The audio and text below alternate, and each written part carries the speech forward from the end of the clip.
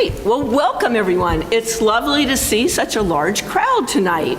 Welcome to the June 10th Bennington Select Board meeting. My name is Jeannie Jenkins, and I have the pleasure of chairing this board.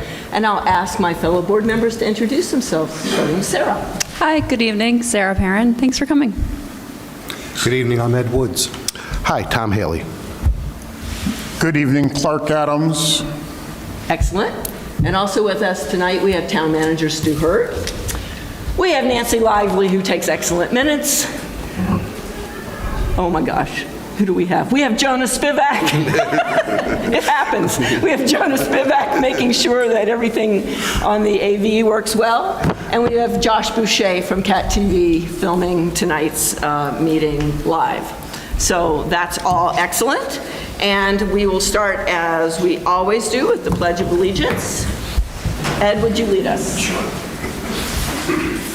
I pledge allegiance to the flag of the United States of America and to the republic for which it stands, one nation, under God, indivisible, with liberty and justice for all.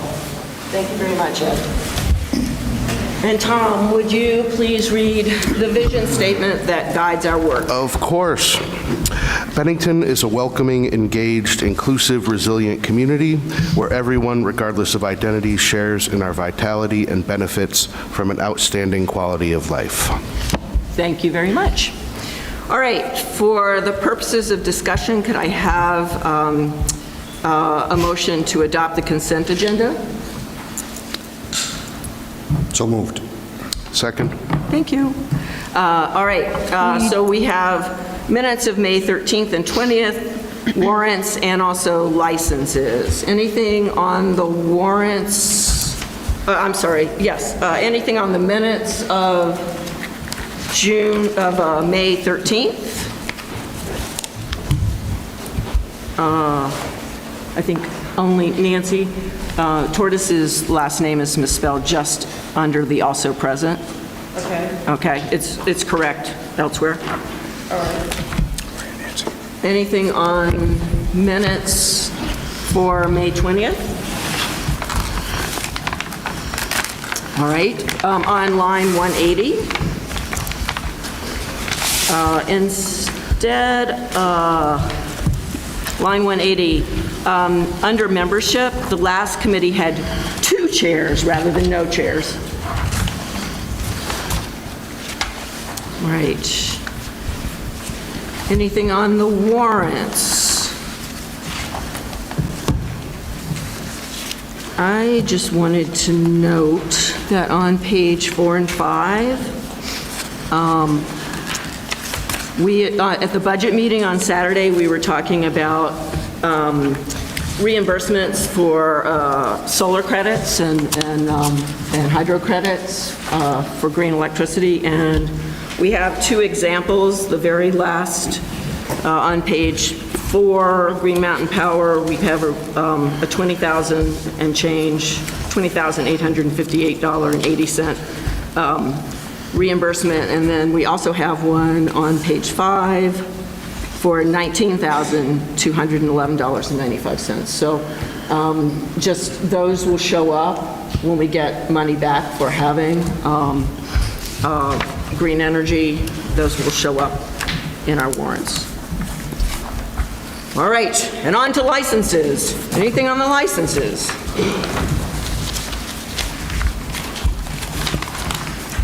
All right, we asked Stuart before the meeting started what tobacco endorsement renewals mean, which we have 4 of them, and those are organizations that sell vape products. So apparently they have to be, they have to do their license as well. So anything else? Only me, okay. All right, no more discussion. All those in favor of the consent agenda, please say aye. Aye. Aye. Any opposed? Any abstentions? All right, excellent. All right, we are on to public comment. Remind you, this is for items that are not on the agenda. Please take no more than 3 minutes to share your information, and when you come up, please state your name and your town of residence. So first up is Rich Jorgensen. to talk about the Compost Fun Fair.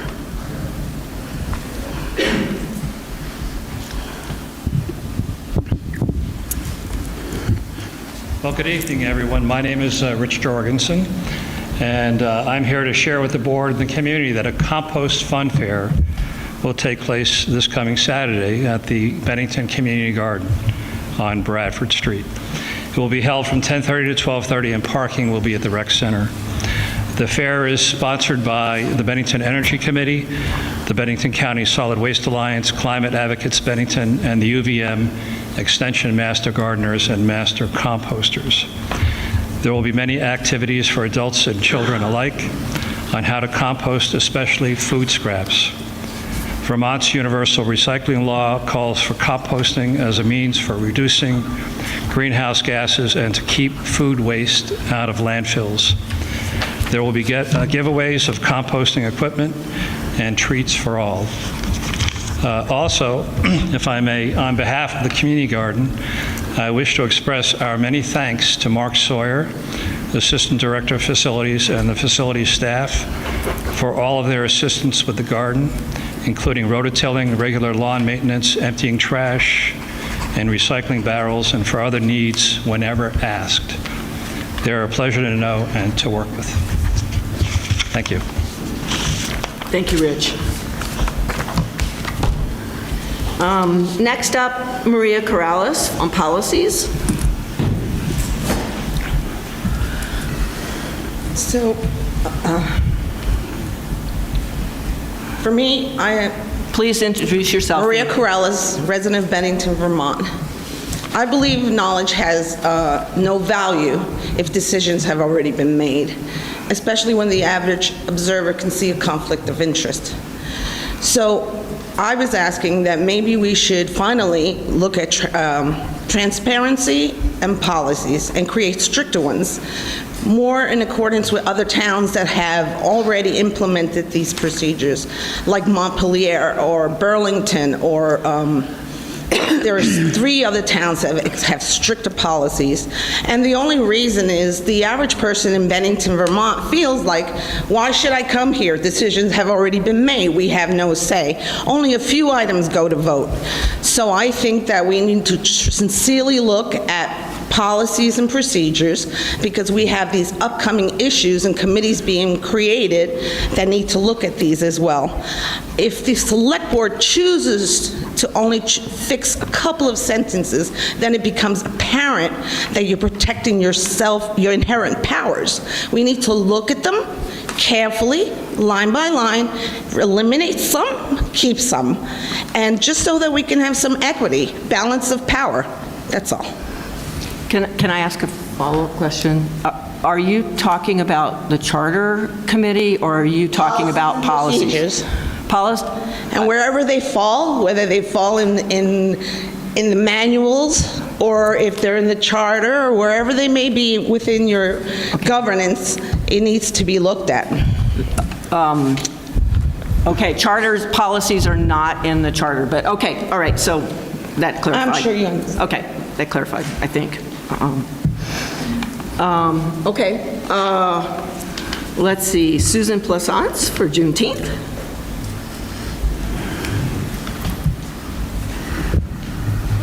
Good evening, everyone. My name is Susan Plaisance. I live in Bennington. I also work at the Bennington Banner, and I wanted to just come here to let the select board know and the town know that we will be hosting a Juneteenth celebration on Wednesday, June 19th, from 4 to 7 o'clock.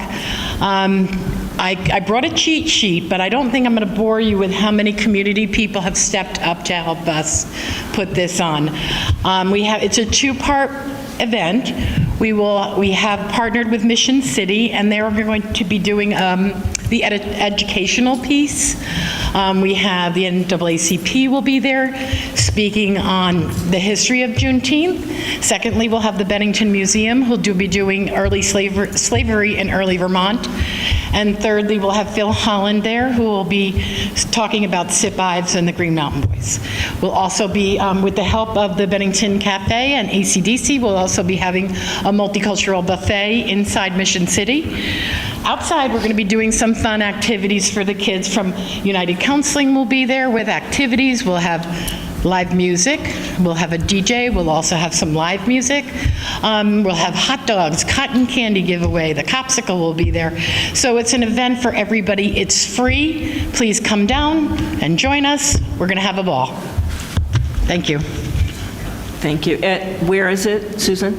I'm sorry, I mentioned Mission City, but I didn't mention the splash pad. So we'll be using Mission City and the splash pad. Okay? Thank you. Fantastic. And thank you so much for stepping up and keeping this tradition alive in Bennington. Let's see. Ned Perkins for Fair Food Initiative.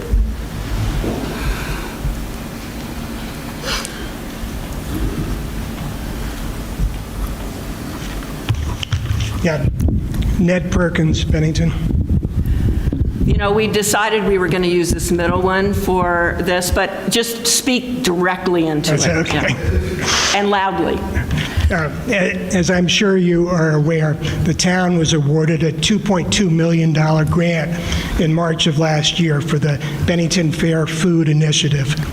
And one of the stated objectives of the grant was to create jobs in Bennington, and the grant proposal specifically budgeted $235,000 to create 4 leadership positions for the initiative: a project director, a marketing manager, a community outreach manager, and a workforce development manager.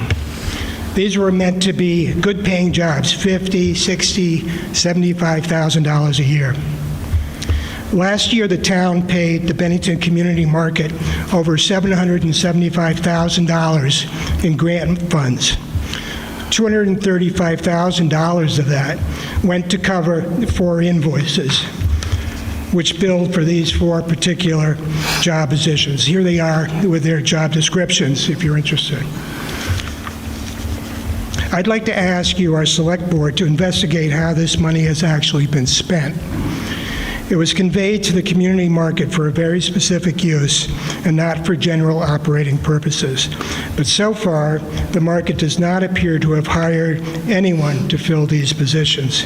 And I'm dismayed to say that repeated inquiries with both the town's communication coordinator and members of the market board of directors have met with no clear response as to how this money is being used. So I'm here tonight to ask you to look into this. The terms of the grant make it clear that the town, as grantee, is responsible for ensuring that the grant funds are spent as designated. I suggest that if documentation cannot be supplied that these funds are being used for these 4 positions, the town should request reimbursement. We taxpayers have paid for this, and I, for one, would like to know what's really going on. Thank you. Thank you, Ned. So this is outside the purview of the select board, and so Stu, I would turn this over to you. Do you want to wait, and we'll just see if there's anything else? Yeah, I mean, it is an issue that the market has hired personnel. The monies have been paid to the market based on their hiring practices. We can take a further look at it, but I don't think you're going to find anything wrong with what the market has done. So maybe Ned can follow up with you, because this really is outside the select board, but this is. Well, I wouldn't be averse to reporting back to the board at a future meeting. Okay, all right. So we'll have a report back. All right. I have a question. Okay. Doesn't the charter give the select board the right to do investigations into departments and committees? So what we're going to have is Stu report back to us with information, because I'm asking if the charter gives the select board the right to do the investigation into departments or committees. Well, this is neither a department or a committee. It's a private entity that receive federal dollars through the town, but receive federal dollars. So it's not a committee or a department of the town. Well, Oh, I'm sorry. This is not a department or a committee of the town. This is a private entity that received federal dollars through a federal fair market initiative. They do have to come through the town, but this would not be a select board investigation because it's not a department or committee of the town. Okay, thank you. Yes. Question. What department is responsible for the disbursement that Mr. Perkins mentioned, that federal funds come into what department in this town, and how does that department operate and disperse said monies? They come through the Community Development Department. We are sent an invoice from the market for reimbursement. We forward that to the appropriate entity. They pay the invoice. So there's no stewardship per se in how that money is dispersed. It comes to us, we just disperse it. Is that correct? Correct, Clark. Essentially, we are a pass-through, and that is mandated by most of the federal grant funds. They have to go through a municipality, so we are essentially a pass-through. We get the information, we pass it on to the federal entity, they make the decision to pay. I understand, but again, maybe I'm not making myself clear. These funds are delivered to the town, economic, community development, whatever department. There's no stewardship associated with those funds, or we just are a pass-through? We are just a pass-through, Clark. Okay, that's what I was hoping to hear. And the funds don't actually come to us. They are held by the federal government and reimbursed to the entity upon our submission of an invoice from the entity. All right, so you will report back, hopefully at the next meeting. I will. Okay. All right, bike path, Jason Parks. Jason Parks, Bennington, Vermont. I'm here tonight to talk about the trolley line path and the lack of transparency in the initial survey. The trolley line path is discussed from time to time sporadically in the Bennington Banner, but what isn't being discussed is the fact that this path impacts nearly 50 private properties, 50 people's personal homes. For over 2 years, these properties, some of which were posted, were studied and accessed by the BCRC without private property owners' knowledge. We ourselves learned about the plans for our property, along with the rest of the general public, when an article was released in the Bennington Banner in August of 2020. Shortly after this article was released, a survey was sent to us to gauge our interest in the bike path and to see if we'd like to donate our property. The survey to me seems as if it was simply a way to check off a box to say that we were engaged. There's a lot of different factors that are going into this bike path. It affects environmental factors. There's well impacts, right-of-way conflicts. There's wetlands, proximity to Jewett Brook, hunting conflicts, endangered plant and animal species, loss of privacy to our personal homes, and not having control of who accesses our own backyards. So, with the threats of potential eminent domain being invoked to gain access to our properties, my request is that the Select Board is for an agenda item to be added to a future meeting for each property owner to be notified of this meeting so that our voices can be heard for the first time and so that the public is aware of what will happen if our property owners refuse to give up our land for the sake of a bike path. In closing, I would like to voice my disappointment with the prior Select Board for not looking out for Bennington landowners. No one showed any concern for us. Like you, we have great investments in time and money in our homes, and our best interests should have been recognized. Thank you very much for your comments. The Select Board has absolutely nothing to do with this. So BCRC might be a better avenue. I know so little about this, I can't even direct. Well, I know that the BCRC did present to you, and everybody thought it was a great idea, and nobody even said, well, what about everybody's property? I mean, it's BCRC sharing information about what they are doing. We have absolutely nothing to do with the trolley line. we should have something to do with it. These are our citizens. I believe we have people from our town who are liaisons to the BCRC. Who would that be, Stu? We don't. We actually... We have two members commissioners. Yes, two Yes, we have...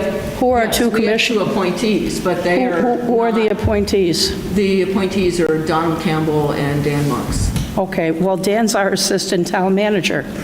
If somebody's talking about the bike path going through Bennington, it is up to us on the select board to make sure our citizens are being heard.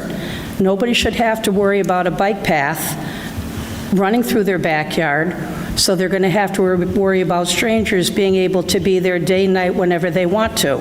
I know 95, 96% of the people are wonderful.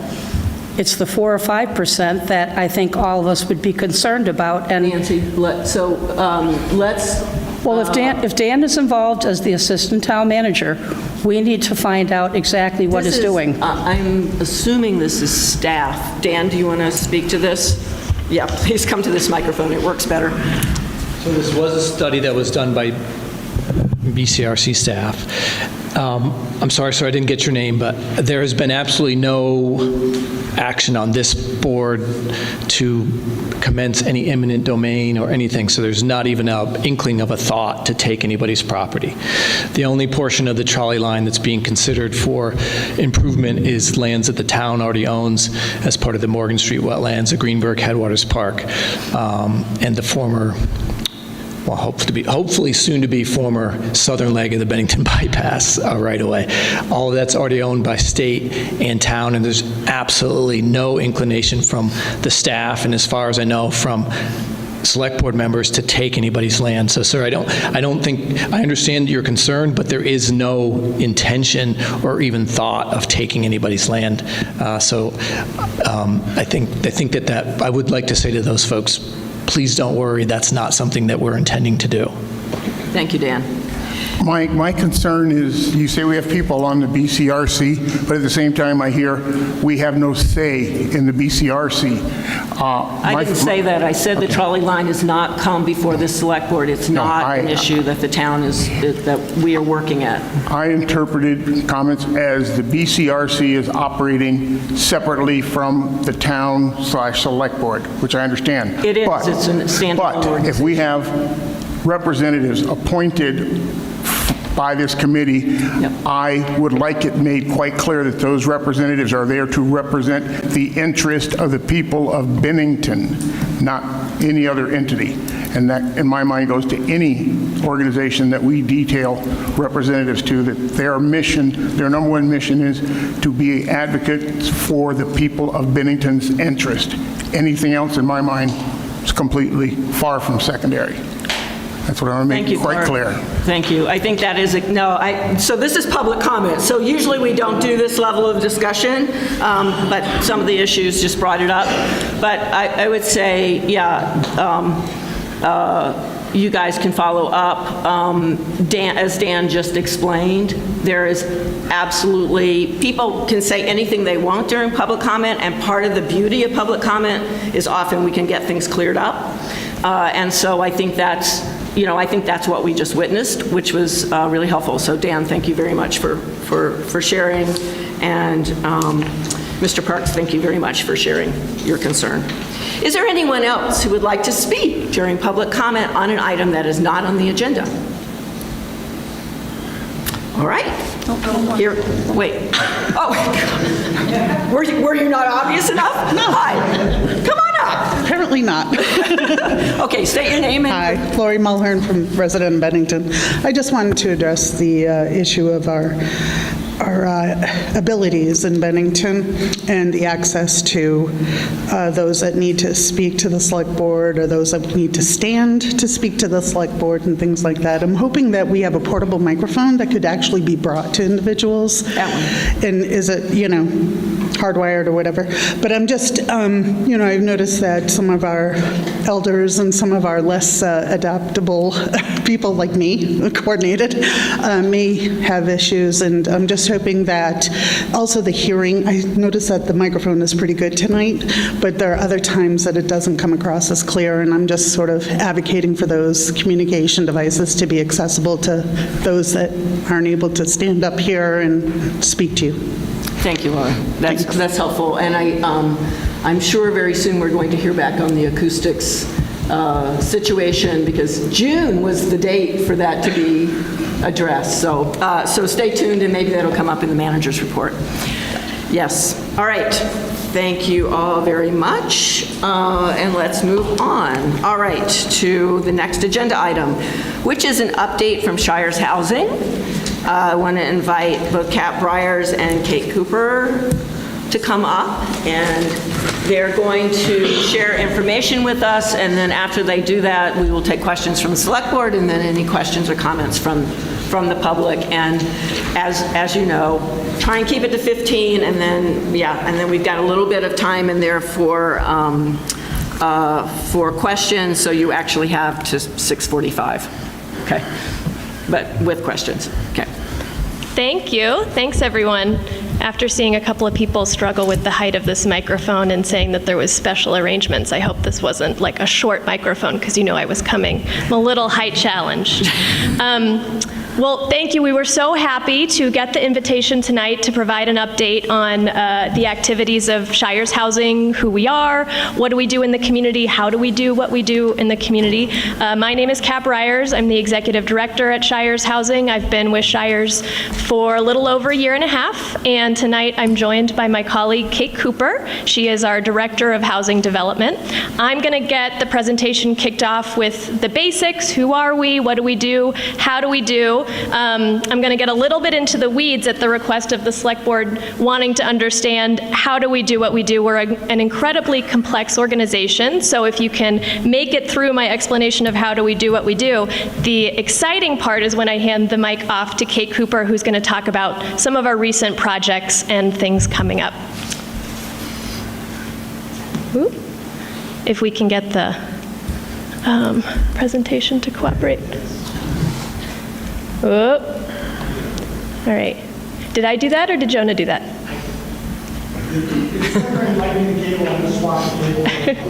No problem. So again, starting with those basics, what is Shires Housing? Shires Housing is the nonprofit designated housing developer and steward of affordable housing in Bennington County. We have 3 core programs that we do. We develop new housing, and that encompasses also rehabbing existing housing that's dilapidated, that needs to be improved and to become healthy, stable housing. Our second core program is property managing the housing that we have. We have over 400 units of rental housing. We don't just do rental housing, although that's most of what we do. We also do home ownership projects that have a subsidy component. So we are the steward of the founding subsidy to pass on savings and allow folks to build equity through home ownership. And we have some limited rental housing, commercial units. We have developed, in our housing development capacity, 117 units of housing in the last 5 years. That makes Shires Housing the #1 and most successful housing developer in the county by far. 117 units in 5 years. We're very proud of that in the context where it's almost impossible for the private sector to really meet the housing need. So we build that new housing, we manage the housing that we have, again, over 400 units. 3/4 of our portfolio we manage directly, 1/4 of it is third-party management. And the last core program that we have is resident services. And as part of our services that we provide to both our residents and residents outside of our housing, we are the regional administrators of the SASH program. SASH stands for Support and Services at Home. It's a Vermont-specific program that provides free of charge services to seniors and adults with disabilities to help them live independently for as long as possible. So we consider that part of our resident resident services that are housing-based. It's housing-based services. Keeping people housed, keeping people healthy in their homes helps them. It also helps our housing stock, keeps it healthy, and keeps it from falling into that disrepair that we see so common. We have about 1,300, we have at least 1,350 people that we serve by housing them, by providing them services in their home. When you think about the fact that Bennington County has 37,000 residents roughly, that's about 1 of every 30 people that lives in Bennington County is receiving services, a benefit from Shires Housing. So we touch people's lives in the most intimate spaces that they have, and the service that we give to Bennington County, and a little bit beyond it, we also serve a little bit of Deerfield Valley, South Central Vermont. I couldn't be more proud of the impact that we have. In another word, what we do is community development. We do that by building, literally building our community that we live in. When we build new housing, we are investing millions of dollars of outside funding and bringing it into our community. Even the smallest projects that we do are typically at least $1 million of funding coming from outside of our community that we're able to pull in and invest in our neighborhoods. That housing that we build, we then steward it. I'll come back to it later, but perpetual affordability is a term in Vermont. Anybody like Shires Housing, it's our specialty, receiving affordable housing dollars in the state of Vermont, you have to then keep that housing as perpetually affordable. In other states, they don't have that requirement. After 30, 50 years, it becomes market rate housing. So those public tax dollars then can go into the pockets of those private developers because they can kick everybody else out and it becomes market rate. In the state of Vermont, we have to perpetually steward those properties to be affordable, and we take that mission really seriously.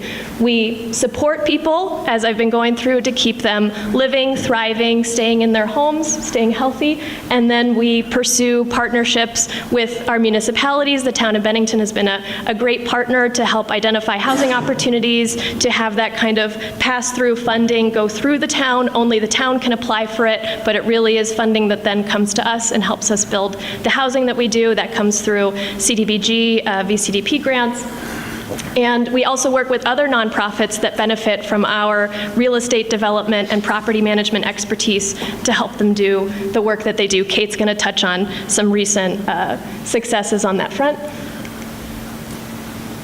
Now, a very smart person once told me, if you want to really understand an organization or a business, you have to see where their money comes from, because that tells you how they're setting their priorities.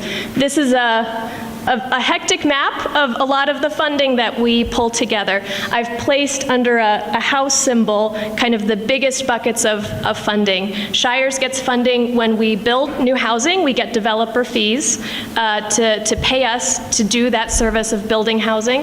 And then the housing that we have in our portfolio that we do property maintenance and management for, we get property management fees. In addition to that, we get direct support from the community, donors, foundations. And for our SASH program, again, that's that free of charge support and services at home. That's essentially paid for from Medicare dollars that come through the state of Vermont One Care system. So, one takeaway that I've been working in this industry now for the last year and a half, when I see a new housing development, particularly affordable housing, I don't see a house. I see a giant multi-layer birthday cake, because all of the layers of funding and partnership that have to come together and get toppled up on top of each other to pay for that very expensive development and make it all come together is quite complex. Very briefly, this is a way oversimplified example, I think. Not a project of ours, but another one is 28 different sources of funding that are getting layered on top of each other to try and get through this fundamental market failure and build some housing. An example is that the base of our cake is low-income housing tax credits. So what does that mean? That means that Shires, for a specific project that we've identified that will have a positive impact in the community, we apply through the state of Vermont Housing Finance Agency. We get millions of dollars, say, or $1 million in tax credits. We're a nonprofit. We don't have any tax liability. So somebody buys those tax credits from us, and we then take that private equity and we put it into our community, and that's how we build our housing. That's one of the main engines for how we're getting money into our community to build the housing. In the state of Vermont, it's primarily banks that have that really big tax liability. They love to buy tax credits for 98 cents on the dollar, and then that money flows into our community. That's very often a base layer of the cake. The Vermont Housing and Conservation Board provides grants, loans. Federal Home Loan Bank of Boston is a regional CDFI. They also can provide grants and loans. And then let's just say, hey, on the top, we build incredibly energy efficient housing, so we're often making use. It's a small amount, but Efficiency Vermont may have some rebates and incentives that we can get over that finish line to pull the financing together to make one of these projects. So one takeaway is that when you see a new apartment being built, imagine a big birthday cake, and guess what? It's balanced on top of a somewhat fragile platform, because just trying to get a piece of land that you can get and have it be suitable to be able to be built on is already a really hard task. And then it typically takes several years, several funding rounds, a lot of grant writing, a lot of great staff work to be able to pull one of these projects together. So just quickly on affordability, I could do like a whole hour on this, and I'll try not to. I've already started talking affordable housing, low-income housing, workforce housing, LIHTC, that's that low-income housing tax credits, subsidized public housing, Section 8, all these terms that we're talking about housing, what do they all mean? It's so confusing that even housing professionals have to come up with infographics like this one created by Shelterforce to help us understand the nuances between all of these terms. What are we talking about? Here's Kat's really digested version. Affordable housing. Who is affordable housing for? What is affordable housing? Everyone, because affordable is fundamentally a relative term. Your income, if it's more than 30%, if more than 30% of your income is what you're paying towards your housing, that housing is not considered affordable. So you can have affordable housing for somebody who's making $30,000 a year, and you can have affordable housing or unaffordable housing for somebody making $200,000 a year. It's specific to the household. From there, we get into talking low-income and workforce housing. The definition for that is less than 80% of AMI, which is area median income.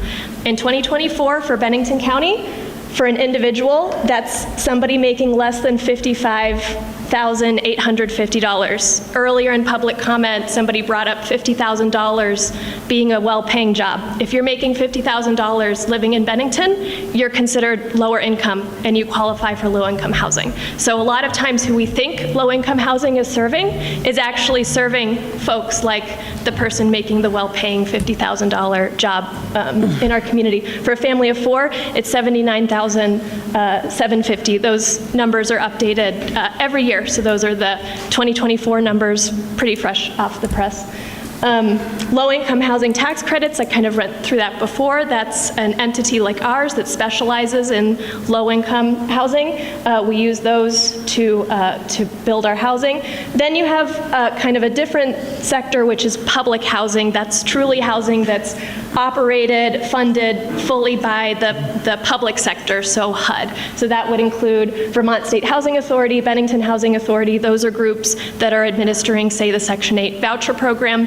Shires Housing is a nonprofit housing provider. We can accept people who have a Section 8 voucher. They can absolutely live in our housing. We can even have some of our units that have a project-based voucher tied to them.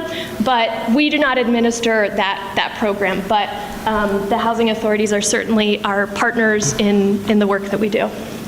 Finally, I was talking before about perpetual affordability. The state of Vermont, anybody receiving these public dollars for housing, that housing has to be affordable in perpetuity for the life of that building. That's a big, it's a great thing, and it's a tall task to be stewarding that property, but we love doing that. So beyond all the numbers and the terms, who lives in our housing? Who are the residents of our housing? And again, the answer is that it's everybody. We specialize in having a majority of our units be tied to specific incomes, but the fact is too that we serve people at all incomes. So we have a healthy number of market rate housing, we have dedicated senior housing, and who can you think of that qualifies? Maybe young professionals just getting started. The number of people that I've met who used to live in Shires housing, and they say we were able to stay in a community at a time when we couldn't find housing, we didn't yet make a lot of money, but we were able to live in Shires housing, stay, move up in our careers, and now we bought a home. So that's somebody that you may not think of as living in Shires housing. Children, seniors on a fixed income, and everybody in between. Again, that person making a good $50,000 income could be living in one of our income-restricted units. Oh, one thing it's helpful to clarify here, to take the opportunity, a lot of people also misunderstand that if you get into an income qualifying unit, you then can't make more than a certain amount of money or you'll lose your housing. That's not how our housing works. Our housing is all about income qualifying. If you happen to be in an income restricted unit, if you qualify at entry, then you're okay. You can actually make more and go above that income afterwards, but you don't have to leave your housing. There is a threshold. If you win the lottery, sorry, and you're suddenly a multimillionaire, you may not be able to live in that income restricted housing unit, but generally speaking, for the vast majority of people, you income qualify, you move into your unit, that's your unit as long as you can pay that rent and want to live there. So now I get to hand it over to Kate to hear about the exciting projects. Thank you, Kat. My name is Kate Cooper. Kat already introduced me. I am the Director of Housing Development at Shires Housing. I have been with Shires Housing for 6 months now, so I'm getting a crash course in affordable housing. I'm realizing we want to have time for questions, so I'm going to cut my remarks here. And if the Select Board has further questions about these projects, I'm happy to answer them in another format. The first project that we want to highlight tonight is our Willows Mobile Home Park project. This project was the result of efforts beginning in September 2019. The Vermont Housing and Conservation Board awarded Shires Housing funding to build a new zero-energy homes at Willows Mobile Home Park in lots where homes were absent or abandoned, and to carry out much-needed roadway and site improvements. In the past 12 months, Shires Housing added 7 new zero-energy ready homes to the Bennington affordable housing rental market. These manufactured homes offer cutting-edge advancements in the mobile home industry. Energy efficiency, durability, comfort, a high level of indoor air quality, and renewable energy resulting in a lower carbon footprint and lower energy costs for occupants.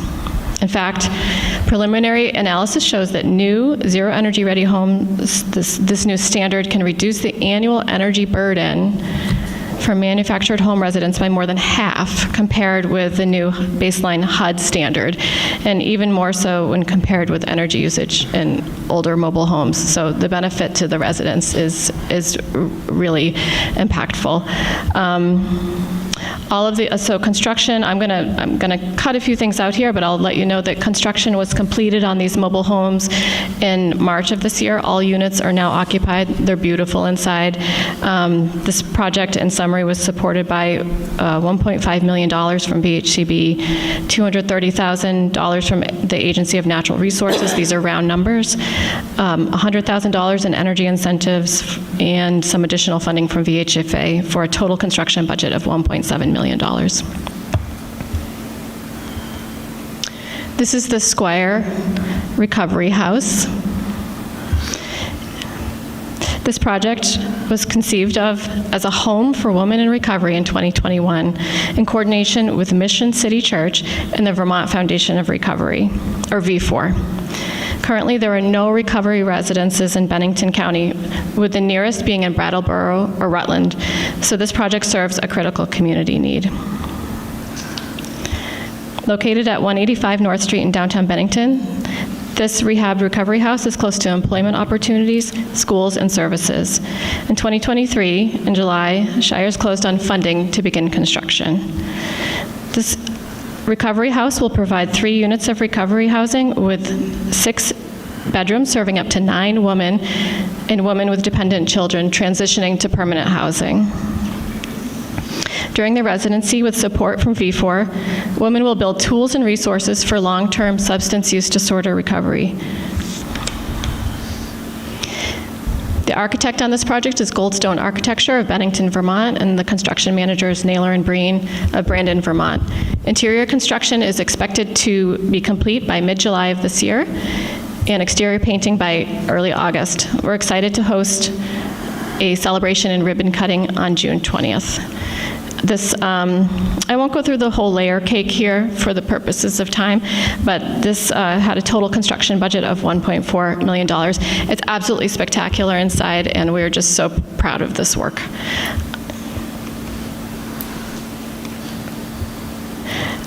So at the same time that planning began for the Squire Recovery House for a Woman, planning also began for the Gage Street Recovery House, which is for 9 men in substance use disorder recovery. In 2022, Shires Housing purchased this house at 612 Gage Street. It will provide 2 units of housing recovery. There will be 4 bedrooms in one unit and 5 in the other. 1 bedroom will be for a housing manager who is himself in long-term recovery.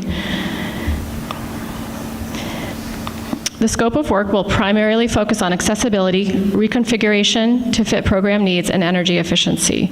Again, the architect is Goldstone Architecture, and the construction manager is Naylor and Breen. And this total construction budget will come in at around $1.6 million.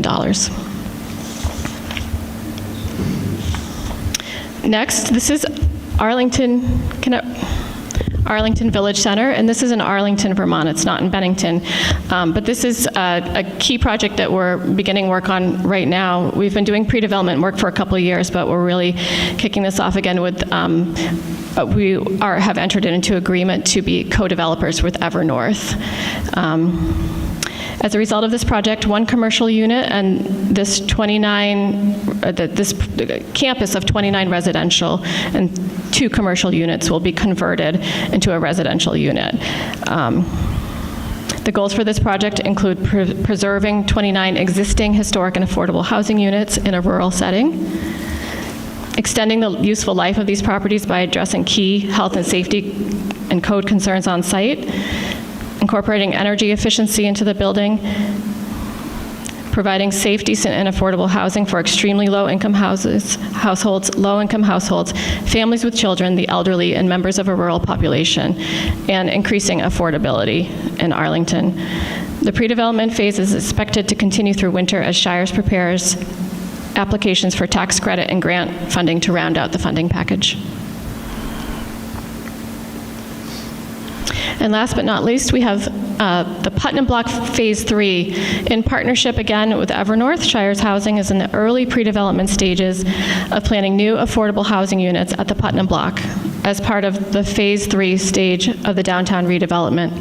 Construction of new units in Phase 3 will follow the completion of Phase 2. We will have more information about this project as Phase 2 proceeds. And I'll hand this back to Kat.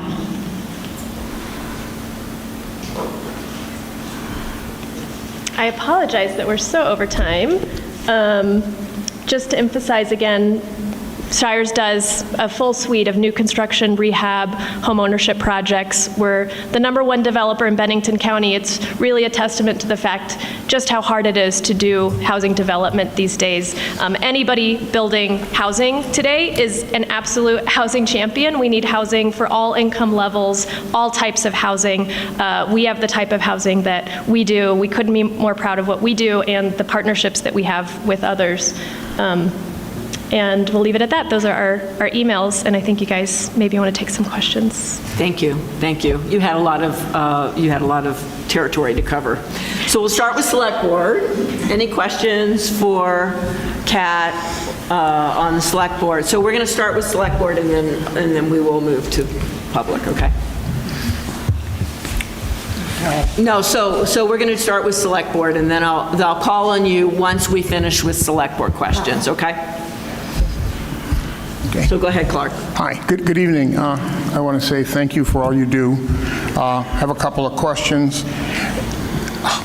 I'll start with a hard one first. What's the major impediment to you folks being able to do more sooner?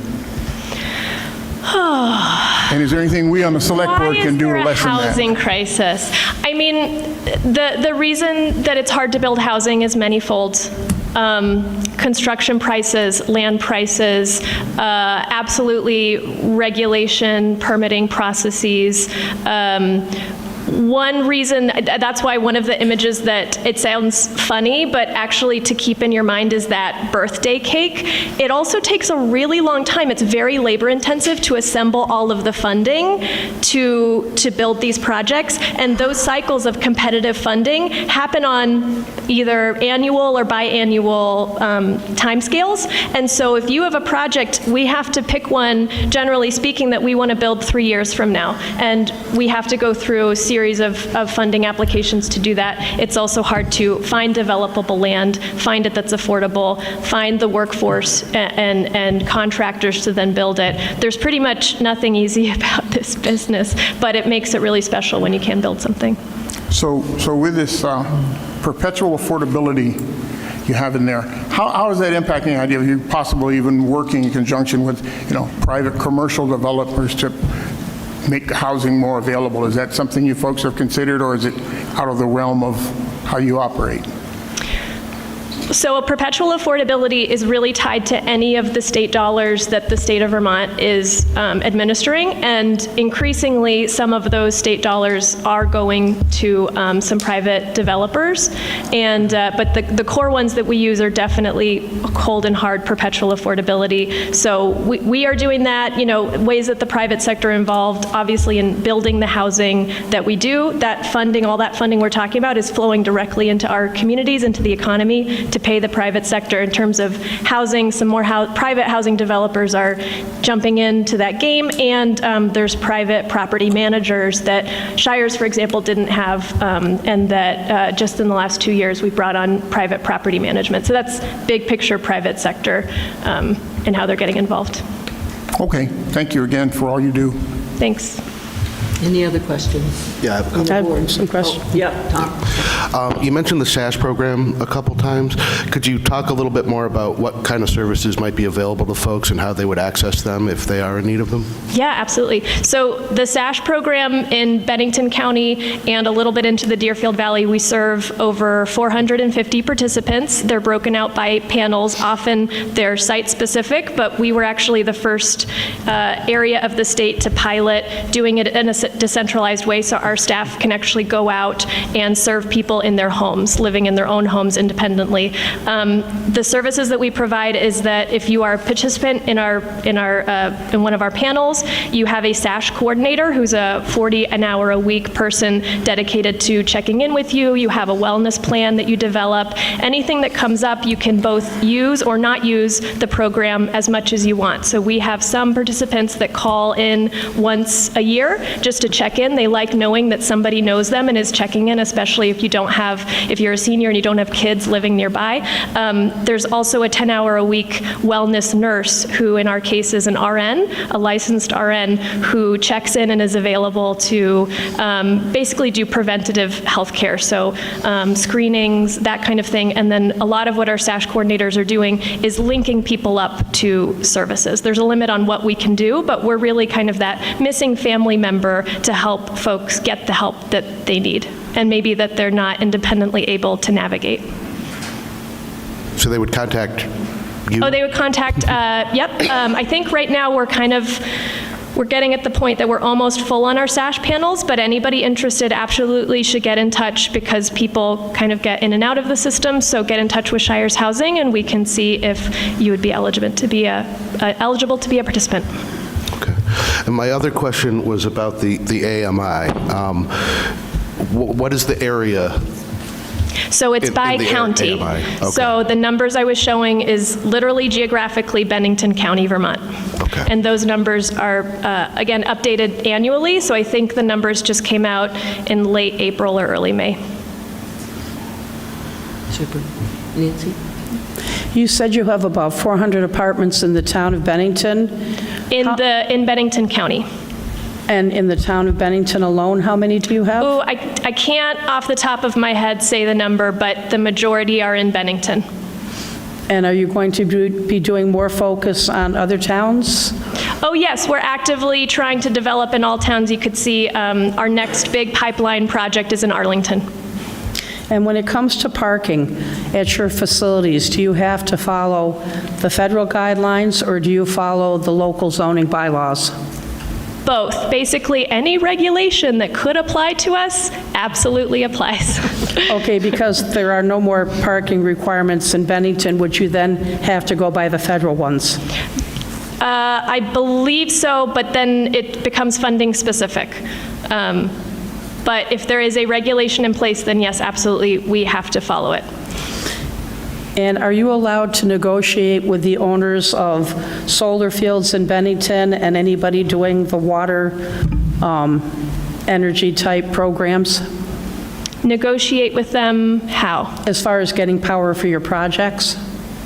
We have not done that to date, but it's something that we're very curious about, say, working on a community solar installation, that we could then channel the benefits of that into the meters of our residents, yes. Kat? We have not done it to date, though. You might want to mention the village in North Bennington, because that has solar on the units, right? So you did. Yes, a lot of our housing has either solar hot water or PV solar energy on the roof. Lake Perrin does, I think Roaring Branch does, a number of them do. And now the New Willows units all have solar panels on them as well, because they're zero energy ready.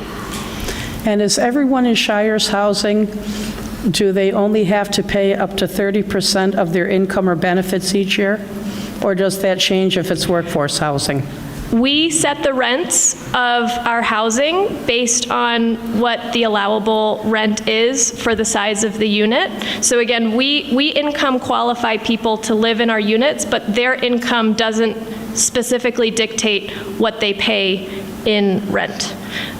For people that are coming to Shires Housing, say with a Section 8 voucher as administered by the Housing Authority, what is happening in that case is that Shires has a rent that's federally dictated how much you can charge a rent based on the size of the unit. If there's a significant gap between what somebody makes and being able to afford that unit, and say they have a voucher that they've brought with them, the voucher then covers the difference between the rent of our unit and what they can afford.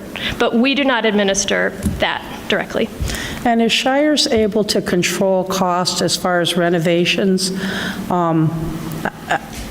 And it may be how the feds do it, but I was shocked about 8 years ago when they were renovating existing apartments on Kerrigan Lane that had been updated.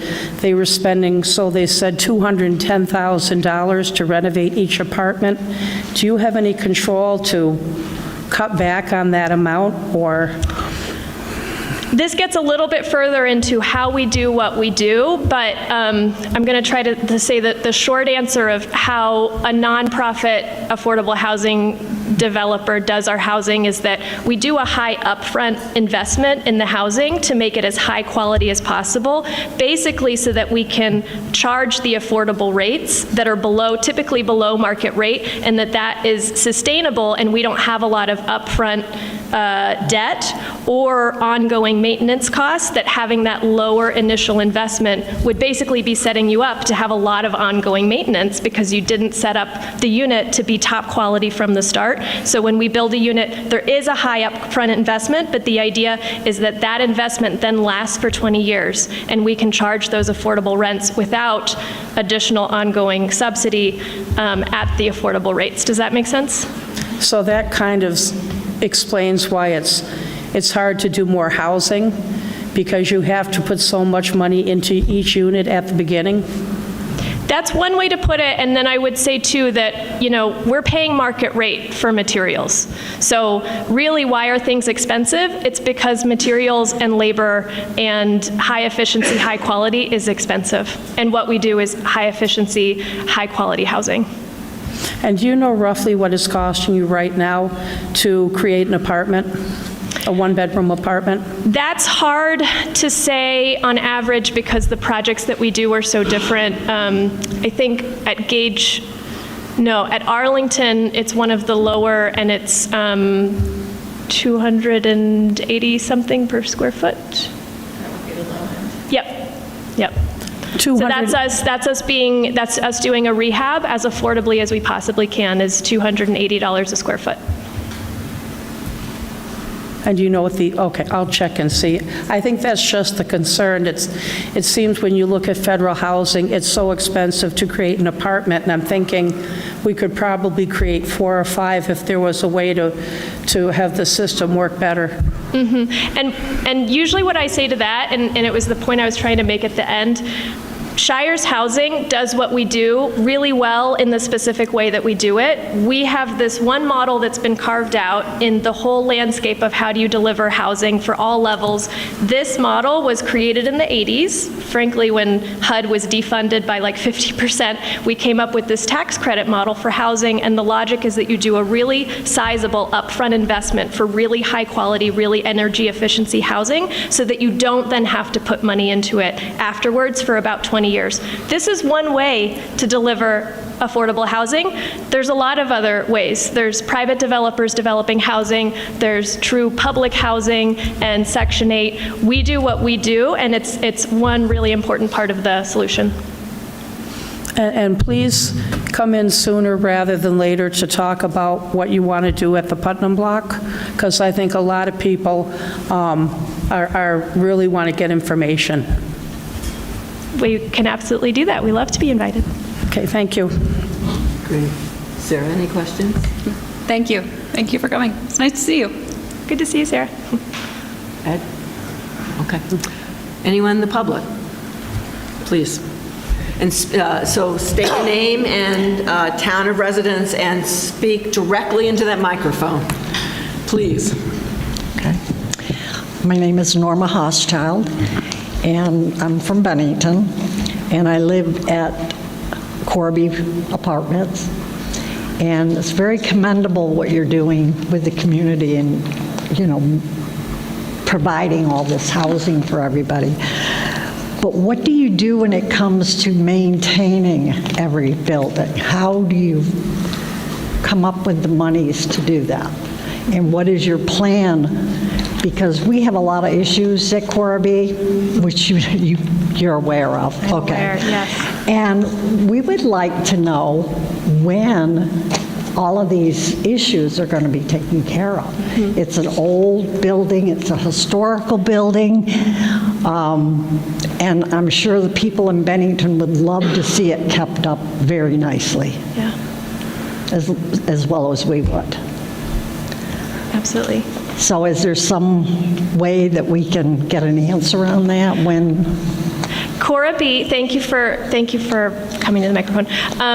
Corby is absolutely #1 on our list of properties that need reinvestment. So fitting with this model I've been describing for how this type of LIHTC housing works, there's a really sizable upfront investment, and then the idea is that you have low to no maintenance for 15 to 20 years. Corby is, oh gosh, I'm not going to remember, maybe 25, 26 years out from that initial investment, and so those maintenance concerns are coming up. There's also been significant staff turnover change, I would say, in how maintenance departments have been run over the years. I myself have been with Shires for a year and a half. There's a lot of deferred maintenance at the building. What we need to do, and Shires Housing is working on it, as I was mentioning earlier, it takes about 3 years from deciding that we need to do a project to trying to actually get it done. Corby is at the top of our list to get it into the pipeline to be, we call it re-syndicated or rehabbed. A challenge that we're facing is that there is such a housing crisis that all of the funders that give us the money to do this wonderful housing, they are saying, we want net new units. new units of housing. So those existing housing units that are so valuable and important to our community, just try to make those last a little bit longer while we give the funding to the net new units. So it's a big challenge, but we're on the front line of talking to those funders about you cannot, in the interest of net new units, not reinvest in the housing that we have. So absolutely Cora B is at the top of the list, and we're trying to line it up for that reinvestment, and we're doing all of the wrangling that we have to do on top of the normal assembly of the cake to make it clear to the state of Vermont that Cora B needs reinvestment. Okay, so actually, does each property that you own, does it maintain itself with the rentals? Or does money That's go how our into other properties projects? are structured, is that each property is its own fiscal entity. So the rents coming in at Cora B are the only thing that sustains Cora B. Yep. And one other thing about perpetual affordability. My rent went up this year 10%. My Social Security, which is all of my income is fixed, except for Social Security. That went up 3% this year. Why would we be charged 10%?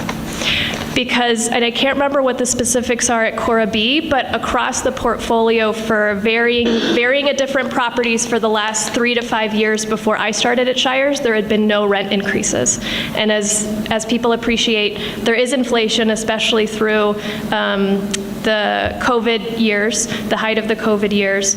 And so, yes, 10% does reflect a catch-up rate because, as we were just discussing, the maintenance costs, those costs to run Cora B and respond to issues, maintenance issues there, the only way that we can fund that is through the internal finances of the of Cora B. But that said, staff is working really hard to find what are those other sources of funding that we can bring to the table, because we appreciate there's a lot of deferred maintenance needs there, and we're just doing the best that we can.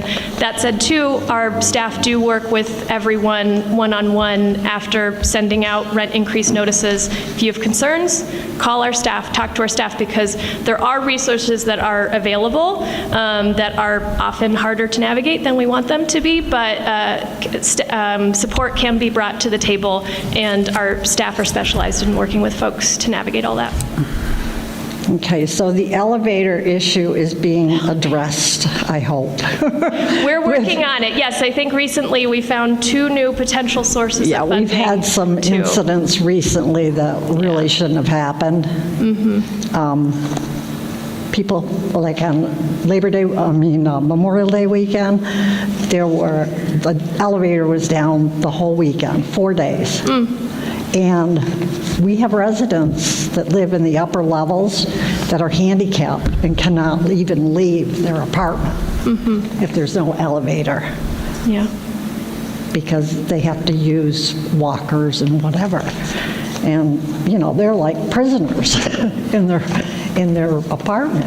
Yeah, we've tried to work, given that there is this issue with the elevator and there's not easy funding to fix it, we've been trying to work with residents who have mobility issues to see if we can't move them down. Nobody wants to move their home, of course, and we're trying to find the funding to fix the elevator issue, absolutely. Yeah. And we had one other incident recently where a lady broke her hip. She's on the 5th level, and rescue couldn't use the elevator.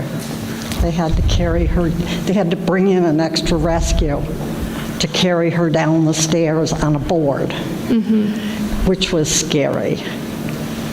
Yeah. And it shouldn't happen. That shouldn't be happening. Agreed. So I hope, and personally, I'd like to offer my time, if you can use it, if there are any grants we can apply for that I can help, do that, I would be more than willing to help do that, to do repairs and the elevator issue.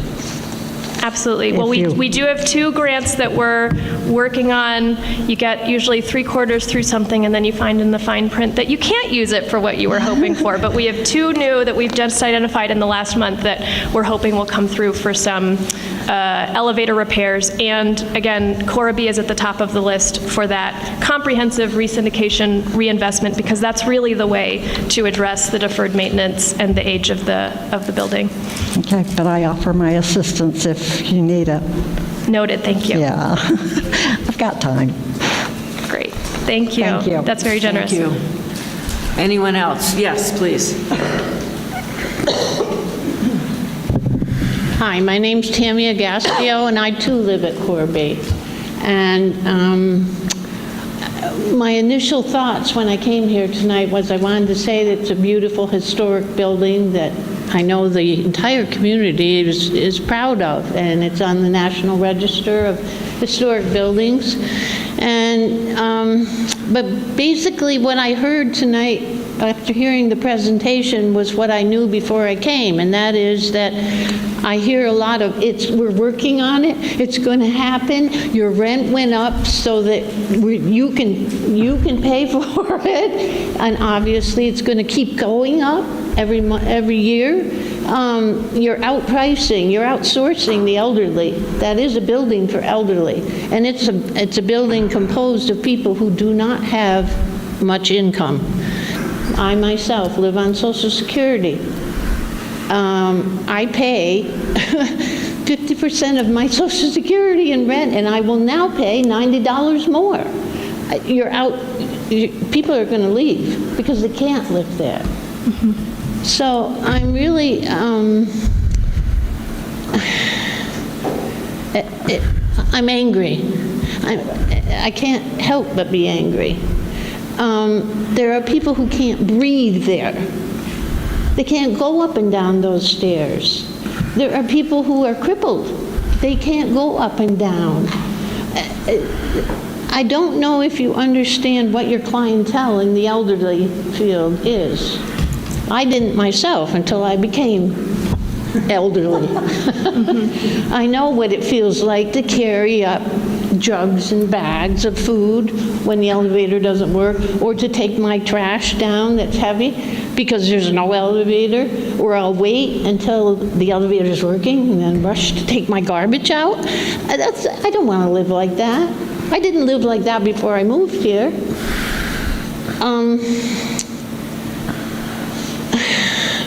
I didn't mean to stand here and whine. And I didn't mean to complain to you. It's as if perhaps sometime you could come and talk to all the residents at once. That might be helpful. Yeah. We'd appreciate it. It's been on my list, and I apologize that it hasn't happened yet, but it's been on my list to come and meet and sit with everybody, because I know I don't hear what you're saying is whining. There are legitimate concerns about the quality of the building, that it takes a lot of money to repair and get it to be the building that it once was, and that it will be again. And so we have the common problem, and we have to do the work on our end as the managers of the property to find the funding to bring that up to the standards that you need to live in. I mean, I understand more from what you explained tonight, that it's more, even though you're a nonprofit, it's more profitable for you to build new houses than it is to maintain the old one. But it just seems like it would be necessary to it's been 30 years. It's actually not more profitable for us to do new construction. It's the same. It's the same for us to rehab an existing property or do new. It's that the state of Vermont is prioritizing net new housing units.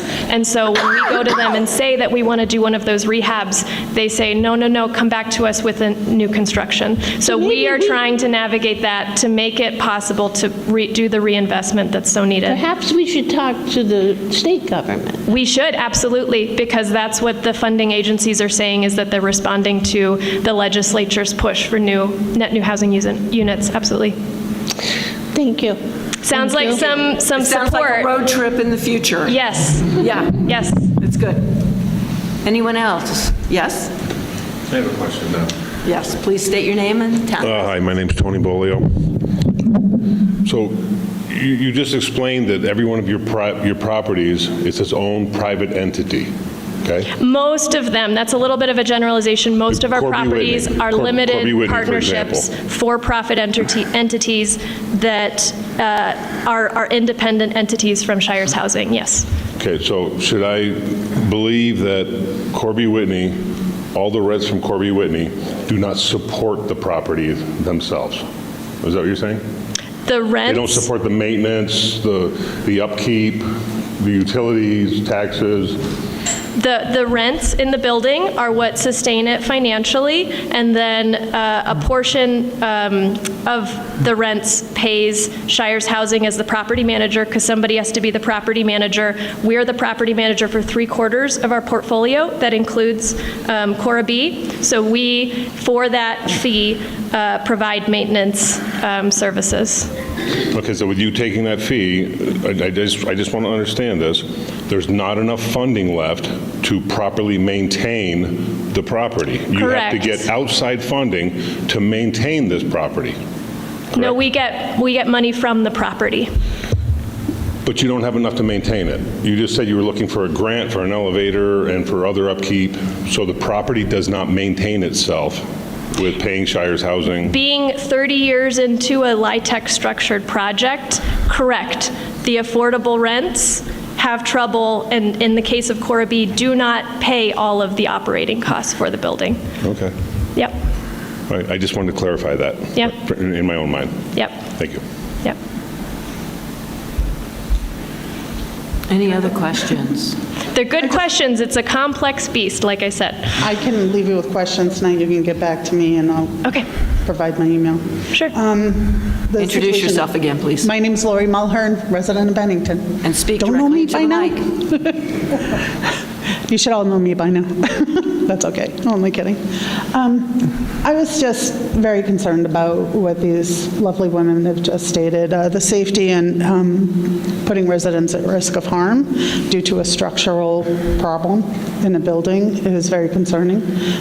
The need for them to get up and down to their own apartments and get out in case of emergency is very concerning. And the access of medical care, of course. Those are big issues. And we certainly, as residents of Bennington, don't want to see anything happen to them.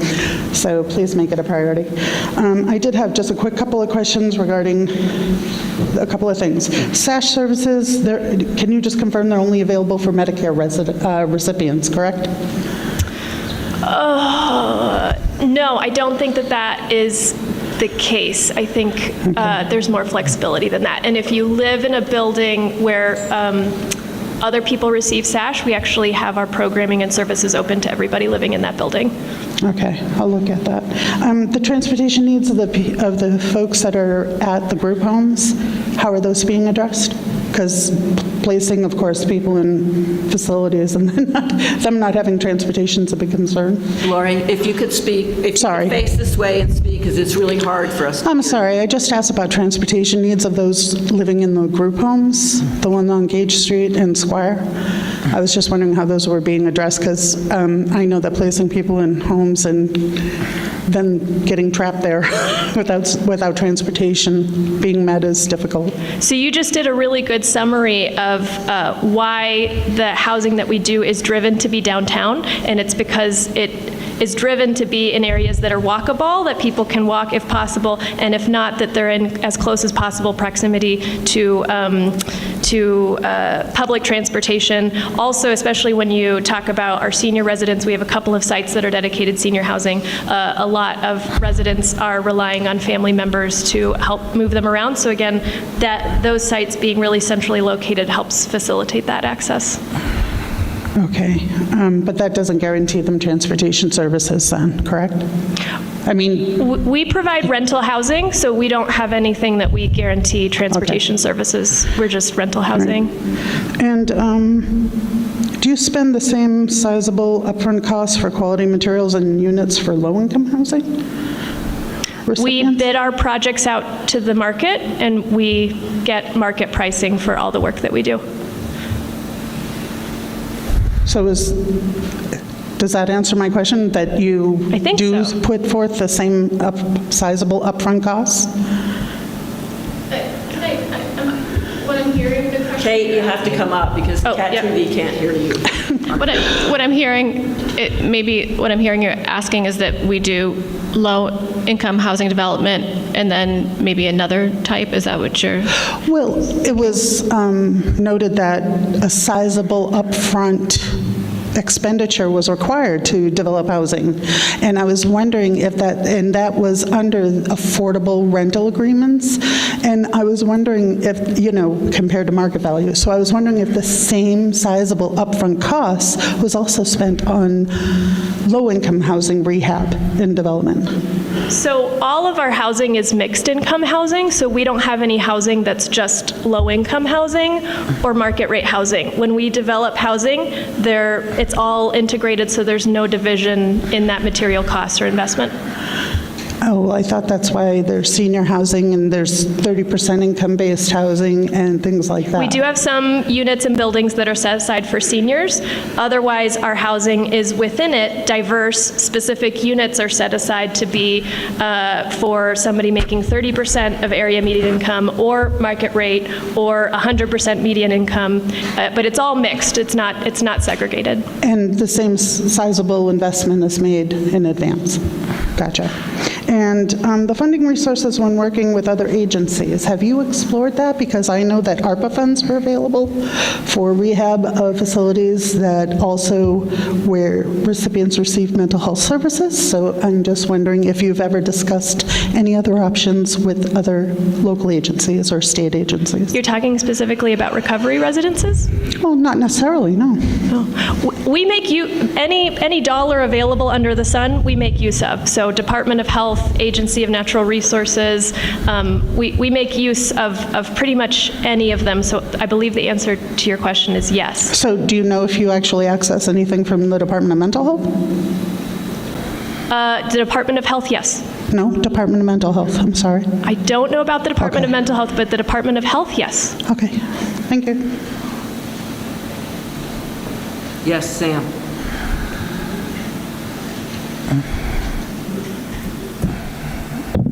Sam Racino, Bennington, Vermont. Question, statement. For me, being a tradesman, prices are up there. I know prices are up there. And I just wish that I hear that an elevator is not working. It's a safety issue. You've got seniors that are in this building and an aging building, and here I hear new development at the same time maintaining old structures. It's a vicious cycle. It's also a safety concern. Vermont is broke. How do you solve this problem in 10 years? It's going to get worse. I'm 60 years old right now, and in 10 years I'm going to be 70. You think we've seen troubles now with maintenance? I hate to see it in 5 years. Thanks, Sammy. My quick answer is that Shire's housing doesn't solve that problem, but the state of Vermont, the legislature, our communities are going to have to figure out how do we fund this? Yeah. Hi, I'm Maria Corrales. Specific to senior citizens. Again, you're going to need to face this way and speak directly into the microphone. No. Turn the microphone this way, please. Yep. Okay, I'll turn it that way, but I want to face her. Specific to senior citizens, with cost of maintenance increasing, that's happening with everyone, does the nonprofit freeze their fee, their management fee, and say, okay, we'll give the senior citizens a break since their rents are going up to maintain the building? Do you, as part of management of the nonprofit, freeze your salaries for a little while, specific for the senior citizens, not other housing, but senior citizens?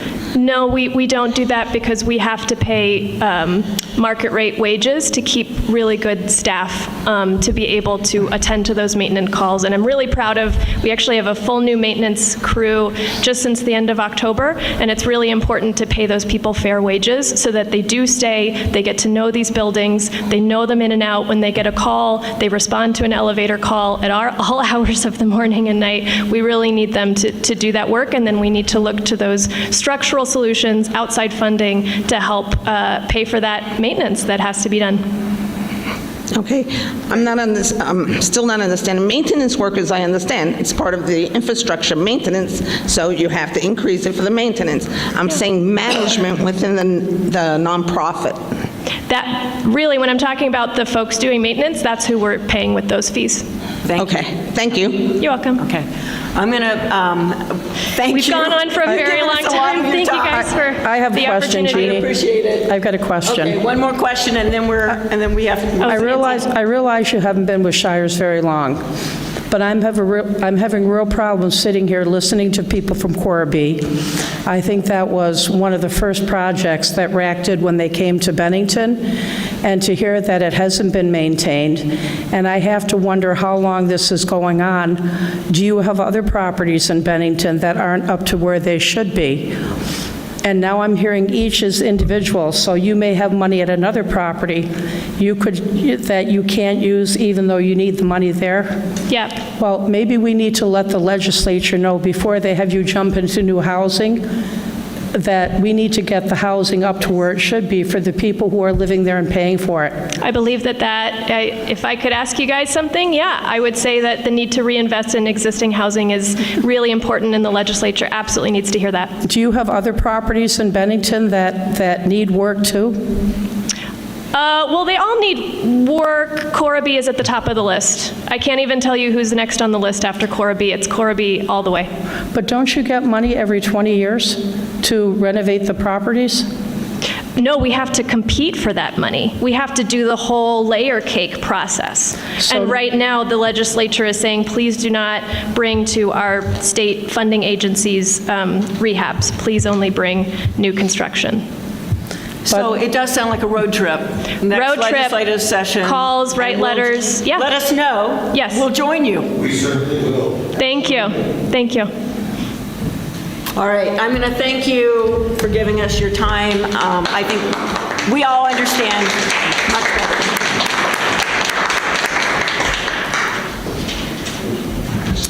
All right, next up, Bennington Free Library.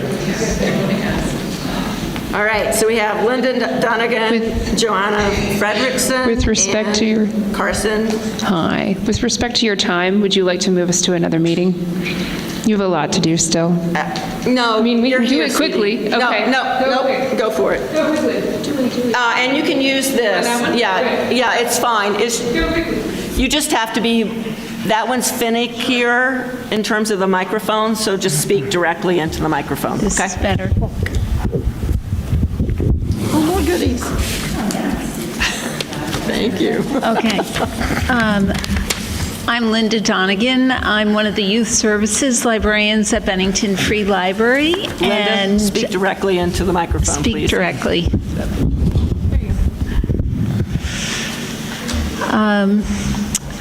When a child turns 5 years old, they're ready for one of the most important rites of passage, a Bennington Free Library card. This year, we connected our yearly kindergarten initiative to summer reading by inviting all area kindergarten classes in the middle of May to meet Click, Clack, Duck, a persona assumed by myself and Jana, the other youth services librarian, as well as a willing college student. Children and teachers visited the library, listened to stories, received library card applications, and explored the children's room. Each child received a BFL bag, free book, and info about the library. Not only did these young learners return to the children's room for an after-school party, but we've seen many families during the week and on Saturdays as a result of these visits. Kindergartners are always ready for adventure, and that happens to be the theme of our summer reading program. Adventure begins at the library. In fact, children of all ages and their families can find adventure at the BFL this summer.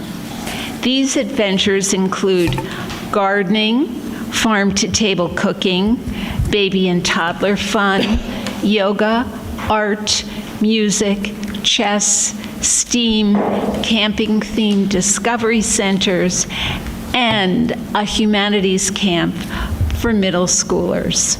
One of the most special aspects of this summer is the complete refurbishment of the library's courtyard. It has been one of my personal dreams to be able to utilize this space for story times and events, as we've had for many years before it fell into disrepair. We used funds given in Chris Poggi's memory. Chris and I were job shared for many years at the library, and she passed away. But along with other donations, we were able to revive this beautiful courtyard, and we are now ready for outdoor adventures. John is going to tell you more about Adventures Begin at Your Library in more detail and quickly. Very quickly. Adventure begins at your library quite soon, in 2 weeks, in fact, if you don't count what happened with the kindergartners. In the outdoor space, we're going to be doing story time again, and we're also gardening. So there will be 2 new 4x8 raised garden beds in the courtyard, and that's going to have some programming with it. So from babies and toddlers and families and up, they will be coming and learning some basics of gardening, as well as sampling things to try, so that they know that a carrot comes from the dirt. Some children are horrified by that, but most of us are pretty happy with it. So you will see those things, weather permitting.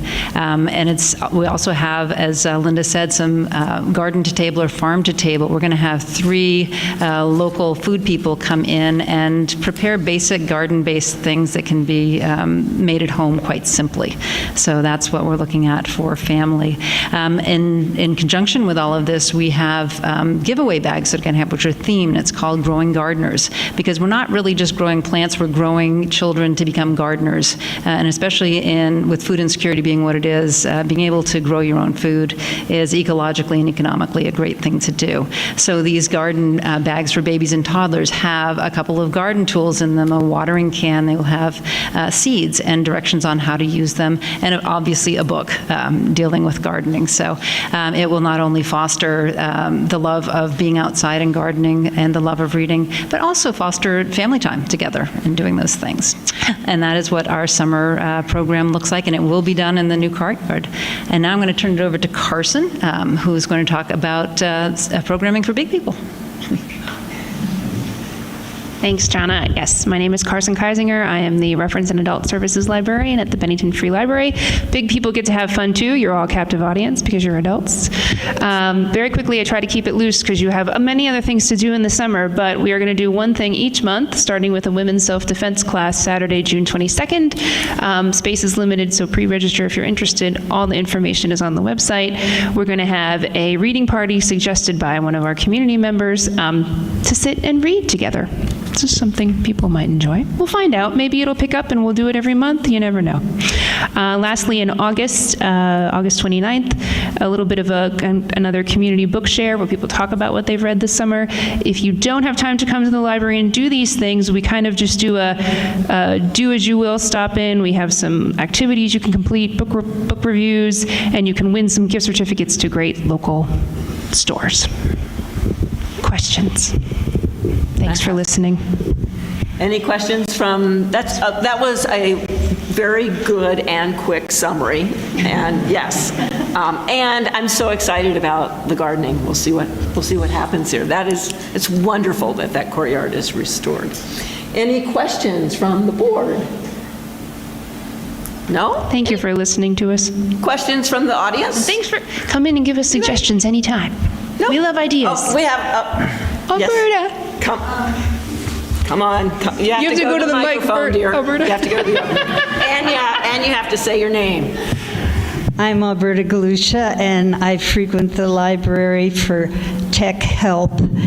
And they just help so many of us seniors who aren't quite up to with things like that. They're wonderful, and yeah. Thank you for sharing Thank that. you, Berta. You bring a sense of adventure when you come to the library. Thank you so much. Thank you. All right, next up is a public hearing, and I am going to turn it over to Dan to talk about the land use change proposed. Okay, so thank you very much. Yes, on this side.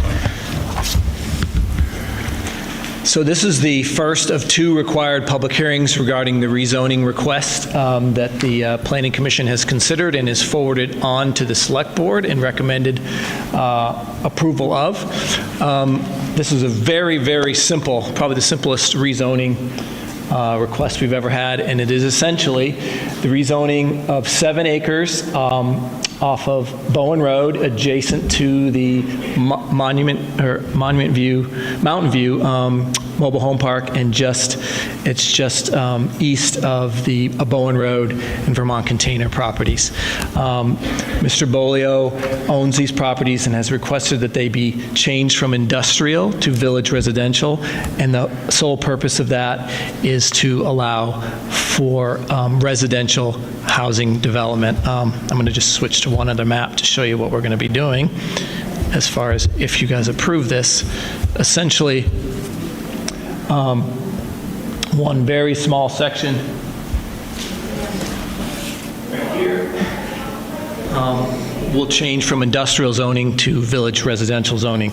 So that is basically the extent of the change, is modifying this map with your approval. And again, this is the first of 2 hearings. No decision to be made tonight. After the next hearing, after the next Select Board meeting, we would hope that you would vote to approve this, and then it would go into effect within, I believe it's 21 days.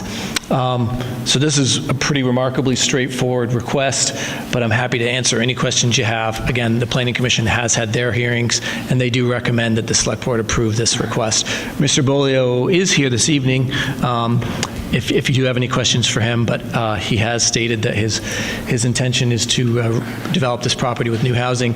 I will say, with the change to village residential, this property could support, under the zoning, over 100 units. Don't know if that will happen. I have to ask Tony what he's got in mind, but that it does give us the potential to expand housing opportunities in that area. So I'd be happy to answer any questions. Mr. Bolio is here if you have any questions for him, but again, this is the first of 2 hearings. Any questions from the board?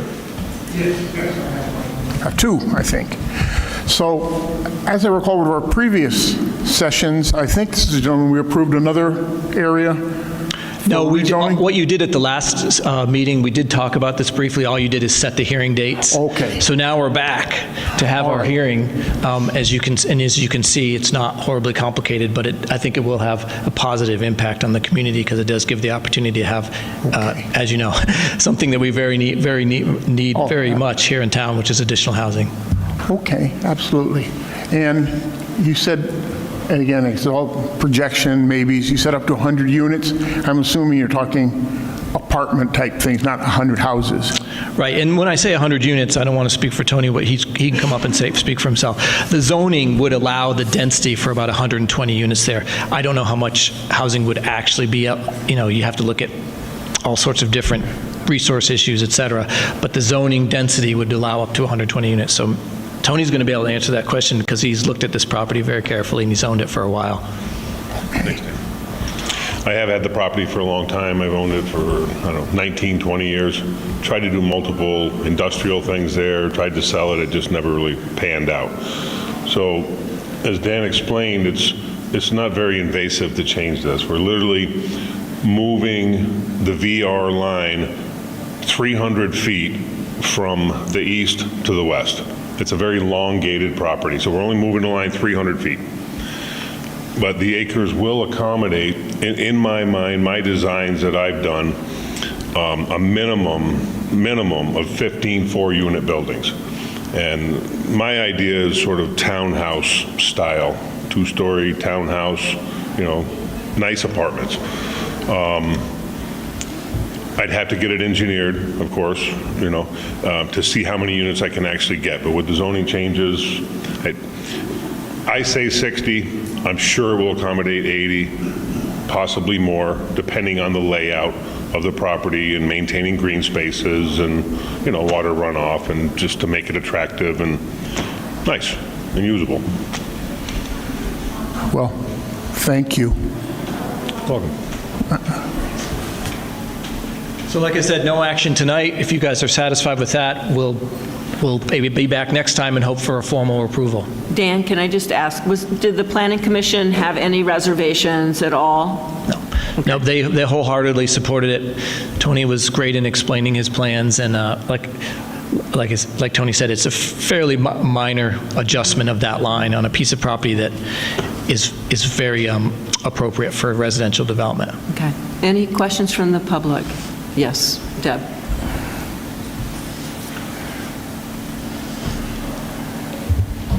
Debbie Matt, Bennington. Is any of this property part of the old Jard plant? No, it is not. It's not. Is it near any of that pollution? It's behind the state of Vermont property, right? Yeah.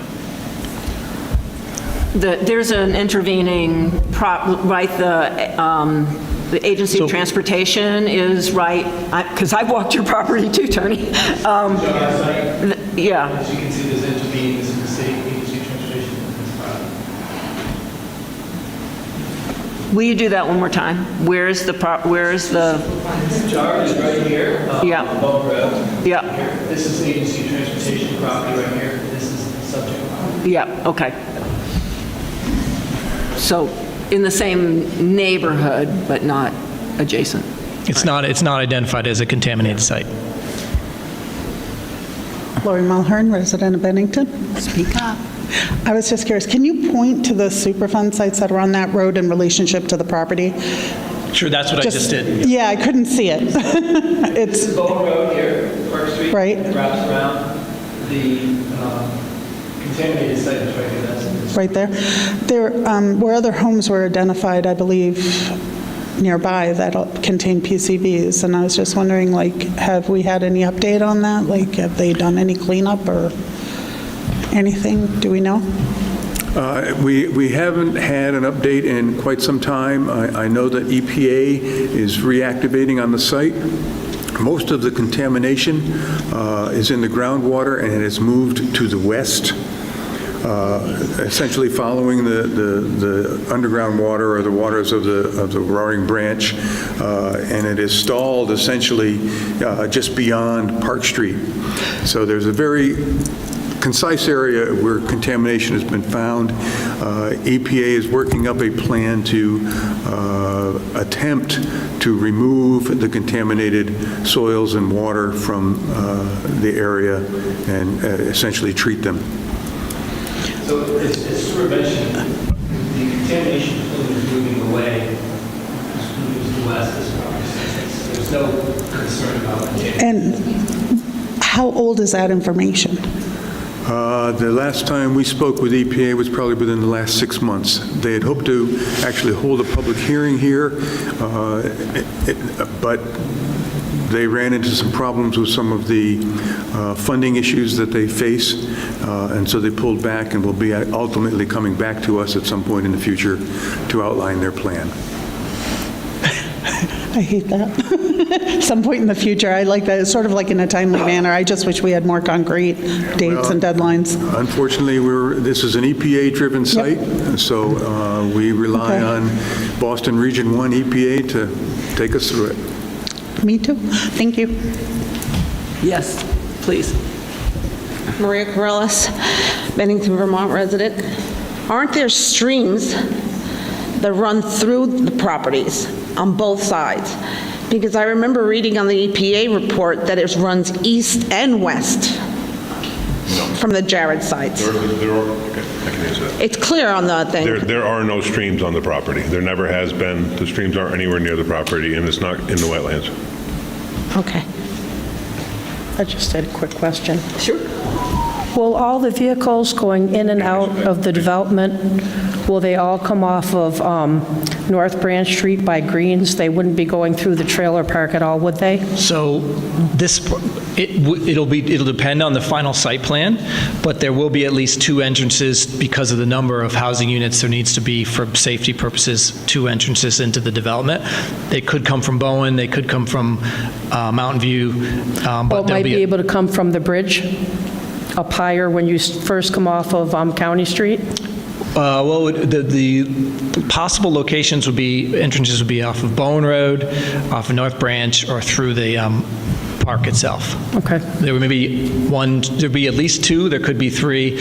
I know that Mr. Bolio and I have been out on the property to look at possibilities, but all of that's significantly down the road when they go to the DRB for approval for development. Did you have something to add about the entrance? Yeah, or anything else? You mentioned rivers on the property? Stream, right? water. You mentioned that there was rivers on the property? I never used the term river. Oh, you said brooks. I use streams. Okay. Well, I just want to clarify that on Branch Street, there is a culvert that runs along Branch Street that has some running water in it, but it's not a brook. It's a culvert that goes underneath the roadway. That's all. Great. Okay. Any other questions from Select Board or from the public? All right. Oh, yes.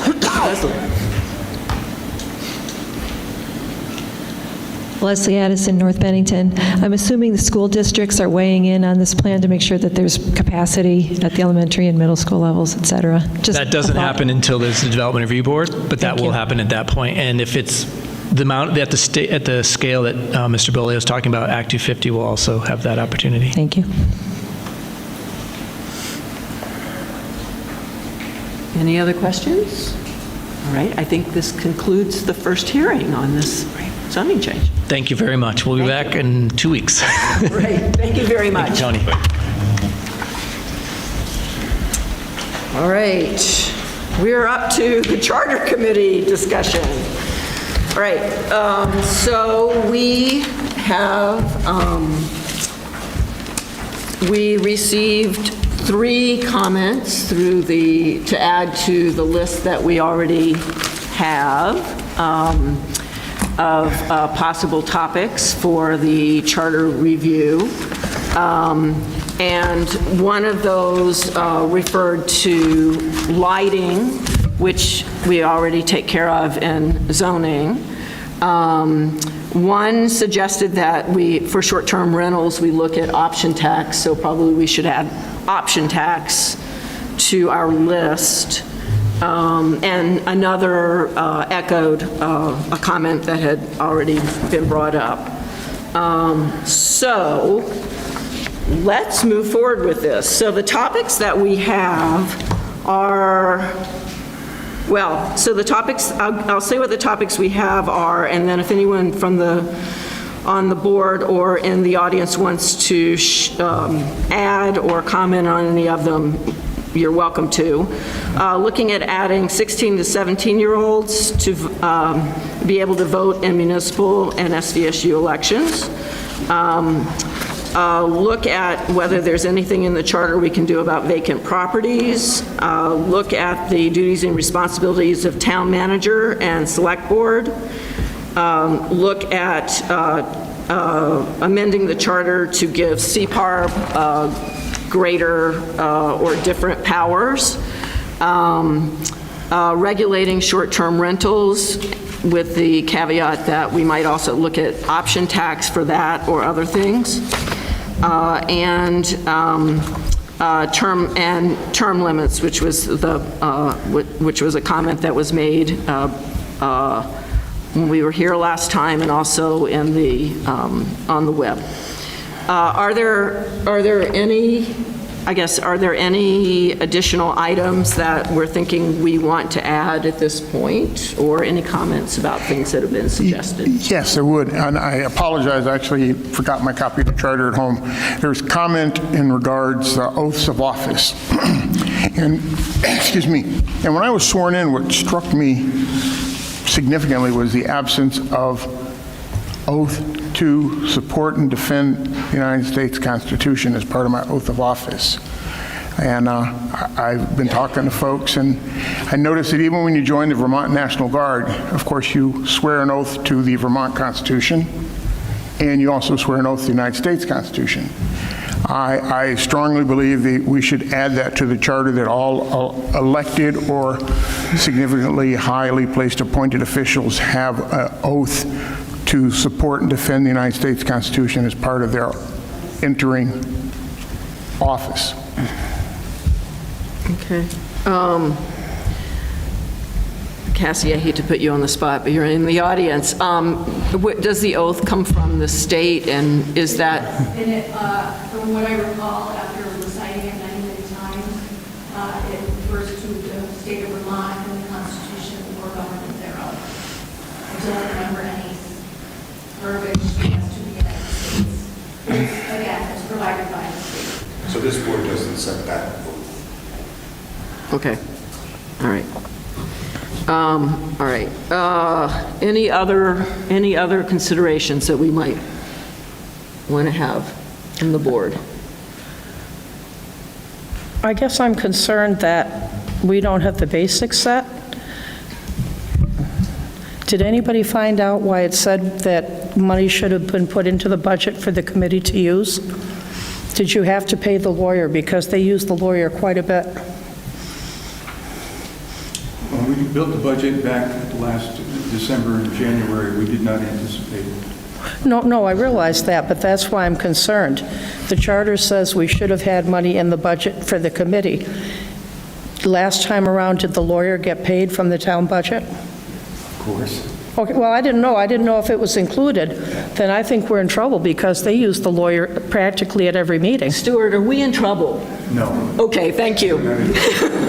All right, so, yeah, I mean, it is, we're doing this, and... well, okay, I'm just saying... Yeah, I mean, Stu is our manager, and he watches the budget the town carefully. charter is supposed to be the law we follow, and it says money was supposed to be put into the budget for the committee, correct? Well, we budget money for legal fees on an annual basis, regardless of where the questions come from, whether it's a charter committee, select board, staff.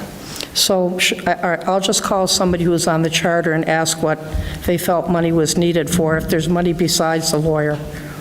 Well, I think Stuart can tell you where the money went for the charter review last time, if that's what you're asking. Is that what you're asking?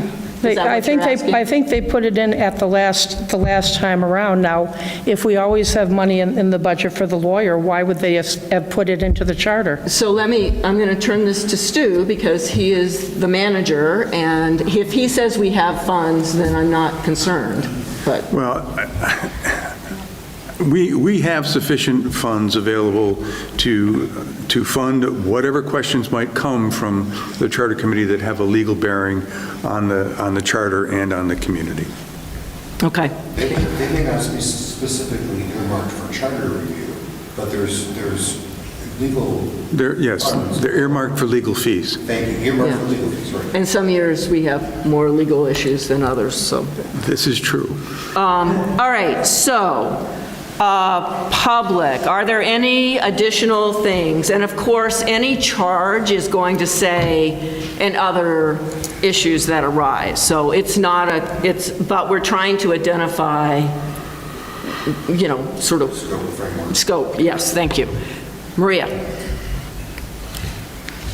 I think we've heard it 1,000 times about transparency and accountability. And the only way we can address those issues is to look at policies and procedures. So I think that that's number one issue that we should look in there, and I don't think we should be limited to that little list of 5 or 6 questions we should enter. We should look at them line by line and see, does it need to be reviewed? Does it need to be compared? Does it need to be updated? That's all. Okay, thank you. Mine's really quick. Lori Mulhern from Bennington. And I would just like to recommend that training for open meeting laws and/or Robert's Rules of Order, be suggested. And I'm not sure if it can be included in the charter, but if it can, I would just like that to be considered. It doesn't really fit in the Right. charter, but where it does fit is in procedures for the board. And I misspoke, Yeah. Nancy, it's not next meeting, it's the following meeting. We actually Okay. we actually will be looking at that. Yeah, But- policies and procedures, whatever it is, Yeah. but I would Yeah, just like to but recommend, that- they change so often, and Yeah, they're I so agree. in-depth now that, Thank you. thanks. Yes, Dan? I was just listening to the list of possible topics for the charter, and I just wanted to mention that with regard to one of the items, short-term rentals, there's no need to change the charter to address short-term rentals. We can do that through our zoning regulations, so it wouldn't be something that I would ask the Charter Review Committee to spend any time on. Certainly, if the board feels that they would like the Planning Commission to look into that, we'd be willing to. Obviously, we would do that at the Select Board's request. We have not seen a significant issue yet with short-term rentals, but that doesn't mean that we won't, and maybe we need to be proactive. So certainly, I just didn't want that to be included because I don't think that's something we need to focus these folks' limited time on. Thank you. Thank you. And I don't know if you're aware with 16 and 17-year-olds, they're not allowed to vote on school budgets, school bonds, anything to do with finances with the schools. It was requested and the legislature turned it down. But, I think, again, it's for the review board to Well, but it makes think about. sense because every town that helps pay the budgets and bonds, they would all have to change their voting so that all the kids in all the towns could do it. That's why Brattleboro isn't able to do it because the other towns. Well, and that's why we have a charter review committee, so they can come back and say, yep, it's not gonna, we already know it's not gonna fly for exactly the reason that you're stating. And are we all in agreement that if there are charter changes that are proposed, they'll be voted on at town meeting in March? So next thing we'll do is look at a potential schedule, which is pretty tight, but we want to look at our scope first. Anyone from the audience, I will say, most of us were at a meeting with the Afghan Alliance 2 Fridays ago. Jack, do you want to speak to that? Yeah, hello, Jack Rossiter-Munley, Bennington, Vermont. I was going to bring this up, the subject of what I would call taxpayer voting, which is something that is in place in Burlington, in Brattleboro, and other towns here in Vermont, and other towns around the country. It might surprise you to know that there are dozens of taxpayers here in Bennington who actually are not able to vote in local elections, and those are members of the local refugee community who are all here with a legal immigration status and on a pathway to citizenship, but until they attain that citizenship, unless the town charter is changed, they would be ineligible to vote in local elections. So I hope that that's something that the Charter Review Committee can consider. Okay, we'll add it to the list. And I'm just thinking there are other people in town who are citizens of other countries who work here in prominent positions and are not allowed to vote. So, okay, so that's another item. Anything else? Yes. Maria Corrales again, Bennington. When will you identify the members of the Charter Review Committee? So that's our next, so hang on. All right, so do we think we have at least a good starting list of things for the Charter Review Committee to look at? Okay. All right. Okay, so then next, the next two things really are making sure that thinking about how many people we want on the committee. We could say 7 to 9. We're a 7-member board. We know, 7 is a nice, comfortable number, but we could say 7 to 9. And then we also need to look at the timing on this. So if tonight we say, okay, here we have all the components for the charter review, for the charge, then we could vote on that charge at the next meeting, which is the June 24th. And we could also open the application process on June 24th because people would know what they're getting themselves into.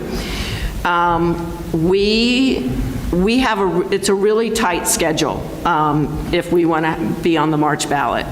So if we closed the application process on July 15th, which would be 3 weeks of having it open, and then we interviewed, let's say, later that week, say 18th and 19th, I'm making it up, then we could finalize and vote on members of the committee on July 22nd.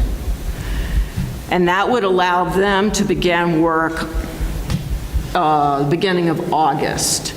There's some training that would need to happen for them. They would need to have open meeting law training. They would need to understand what a charter can and can't do. So we would need to set that up. But Stuart gave me the very bad news that we would need to have this committee finish up their work by mid-November and give us their report in order to warn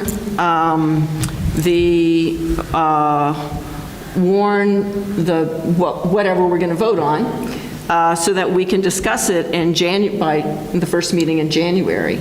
Yes.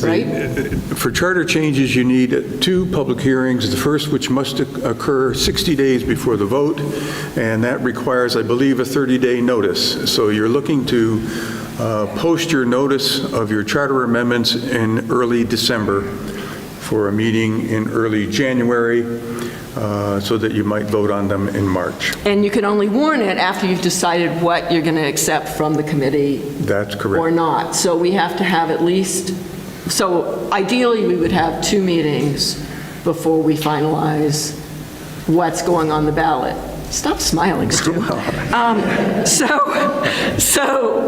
So that means if we got the report mid-November, then the 2 meetings in December could be the discussion of what we want to have go into. No, I don't believe so. I think you have to make a decision so that you can warn it in December, early December. So you must have your language for the charter changes adopted by the select board and posted, I believe, in early December. Now, I'm talking back off the top of my head about what the requirements were for the last time, but I believe it's 60 days notice with 30 days notice on the first hearing, and then the following hearing can occur as close as 10 days to the vote. Okay, so we really are talking about a 3-month. Yes, I believe you are. If you're trying to make the next town meeting. Right, and what happened last time was that they needed more time. They needed more time, which is why we ended up voting not at a town meeting, but at a special election. Because we were aiming for it last time too. All right, so that means that the committee would meet starting in August and finish up the end of October and get us a report before our first November meeting. Phew. I think it's going to be too rushed. I don't think there's enough time. Well, you're the one that's pushing for the March vote. Well, no, I mean, really, the board or town officials should have remembered at budget time that... I'm going to stop you with the shouldas. We're all here, and we all knew that this was going to be, that this was tight.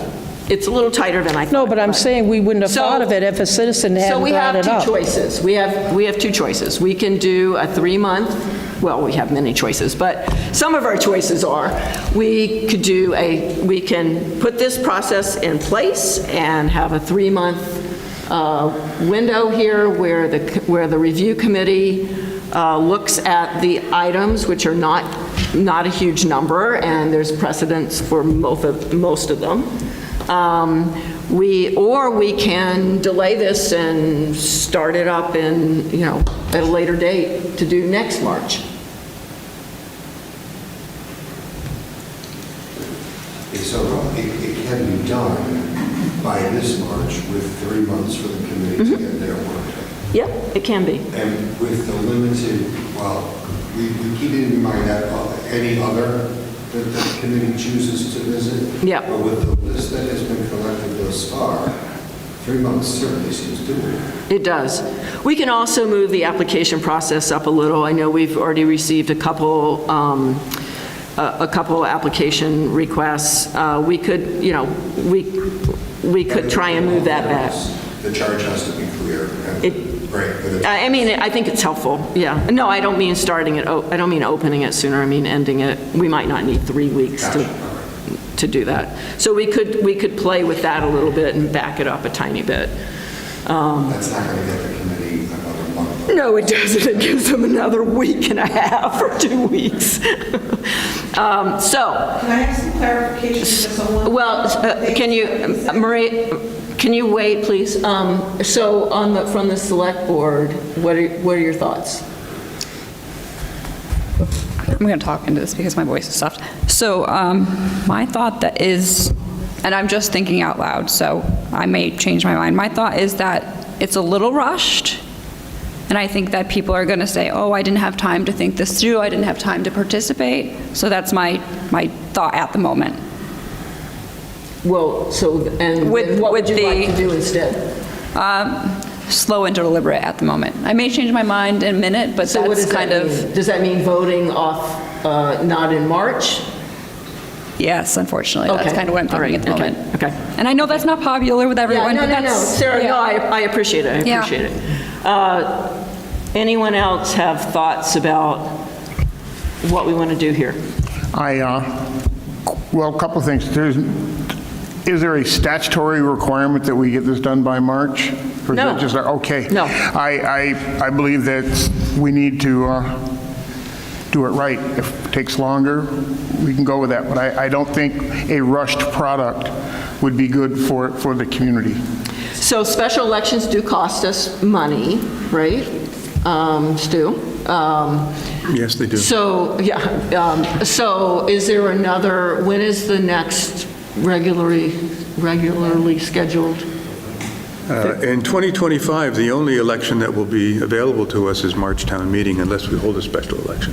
Okay. And I want to avoid having something special like a charter vote held in a different month where you have 600 voters like we did last time. Charter's too important to hold at a special meeting. I mean... All right, so that's your opinion. I'm just trying to get everybody's opinion on this. I think we're talking about 2026 before this comes up, if we weren't to set it now and with a goal of getting it on the March 25 ballot. So my opinion, based on what I know now, is that we set up the parameters, we put the committee to work, we ask for the results of their work by the end of November. Okay, and then do a special election? No, get it on the ballot. And try and get it on the ballot, okay. And I've heard that special election a couple times. yeah, and we have, I mean, so that was the plan last time, and they needed extra time, right? So, I mean, so we can aim for it and then see what happens. Tom? I think certainly with something as important as the charter that we don't want to rush the process.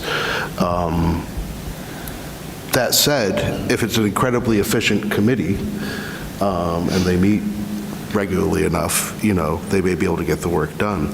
So I don't see any reason to delay setting up the committee and have the goal be to get it onto the March election, but then we could discuss what we're going to do afterwards. Which does mean you have to finish in October, not November.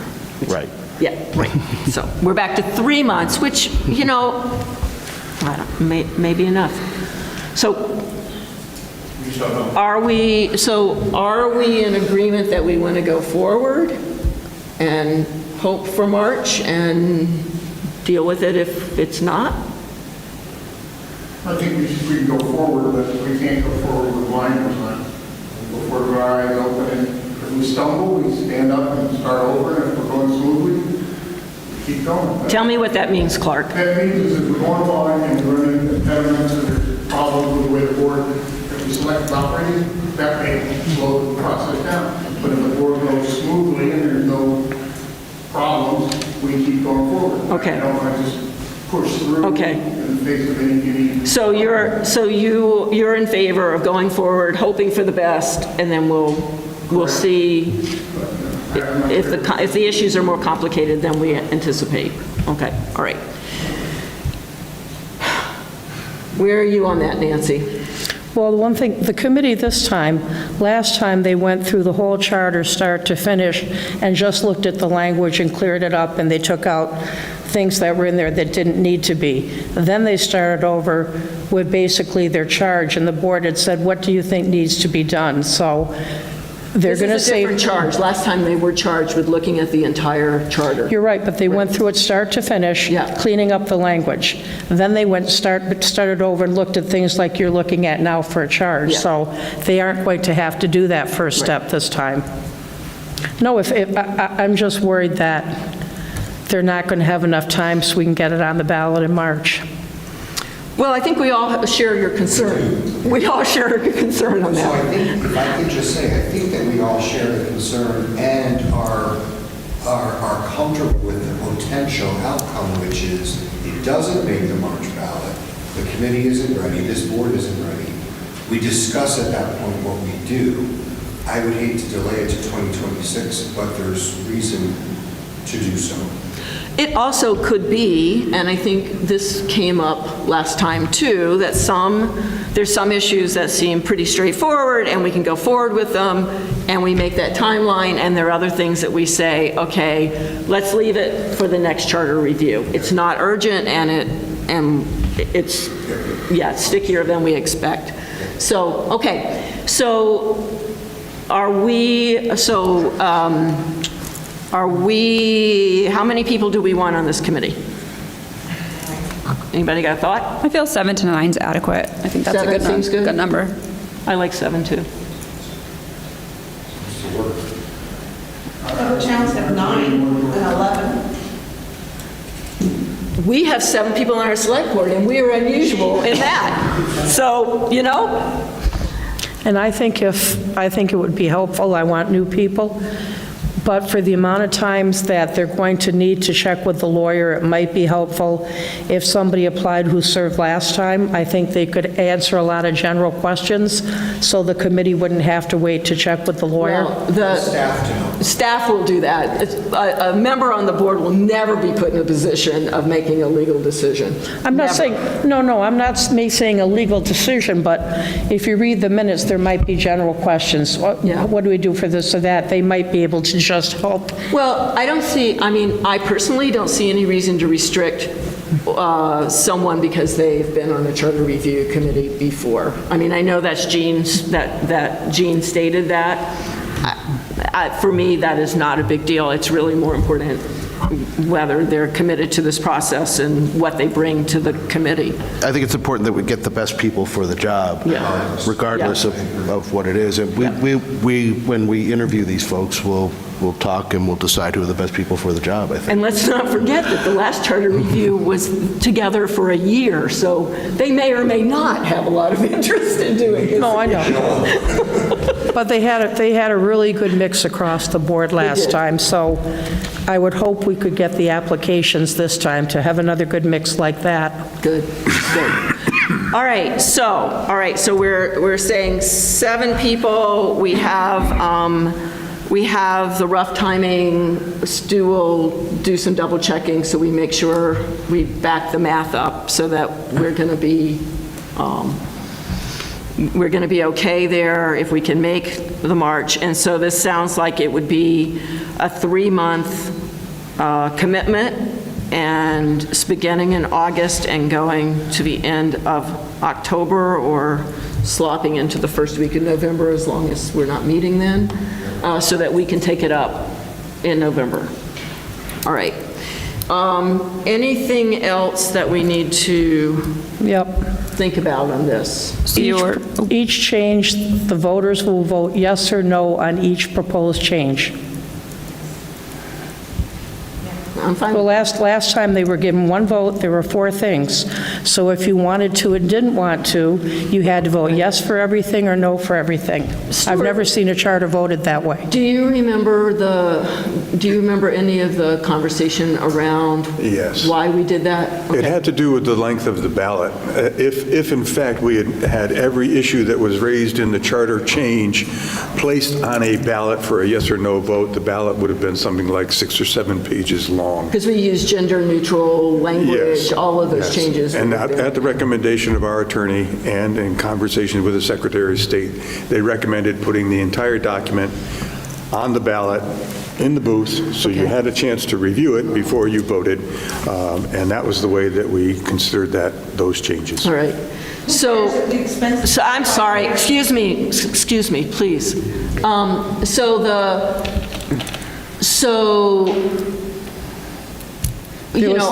I mean, there's nothing to make us think that this is going to be that kind of unwieldy document. In most, right? I mean, Nancy's correct. In most cases, charter changes are relatively specific to an item or two, and so you can put those as a yes or no question, each question on the ballot, so that it rises and falls on its own.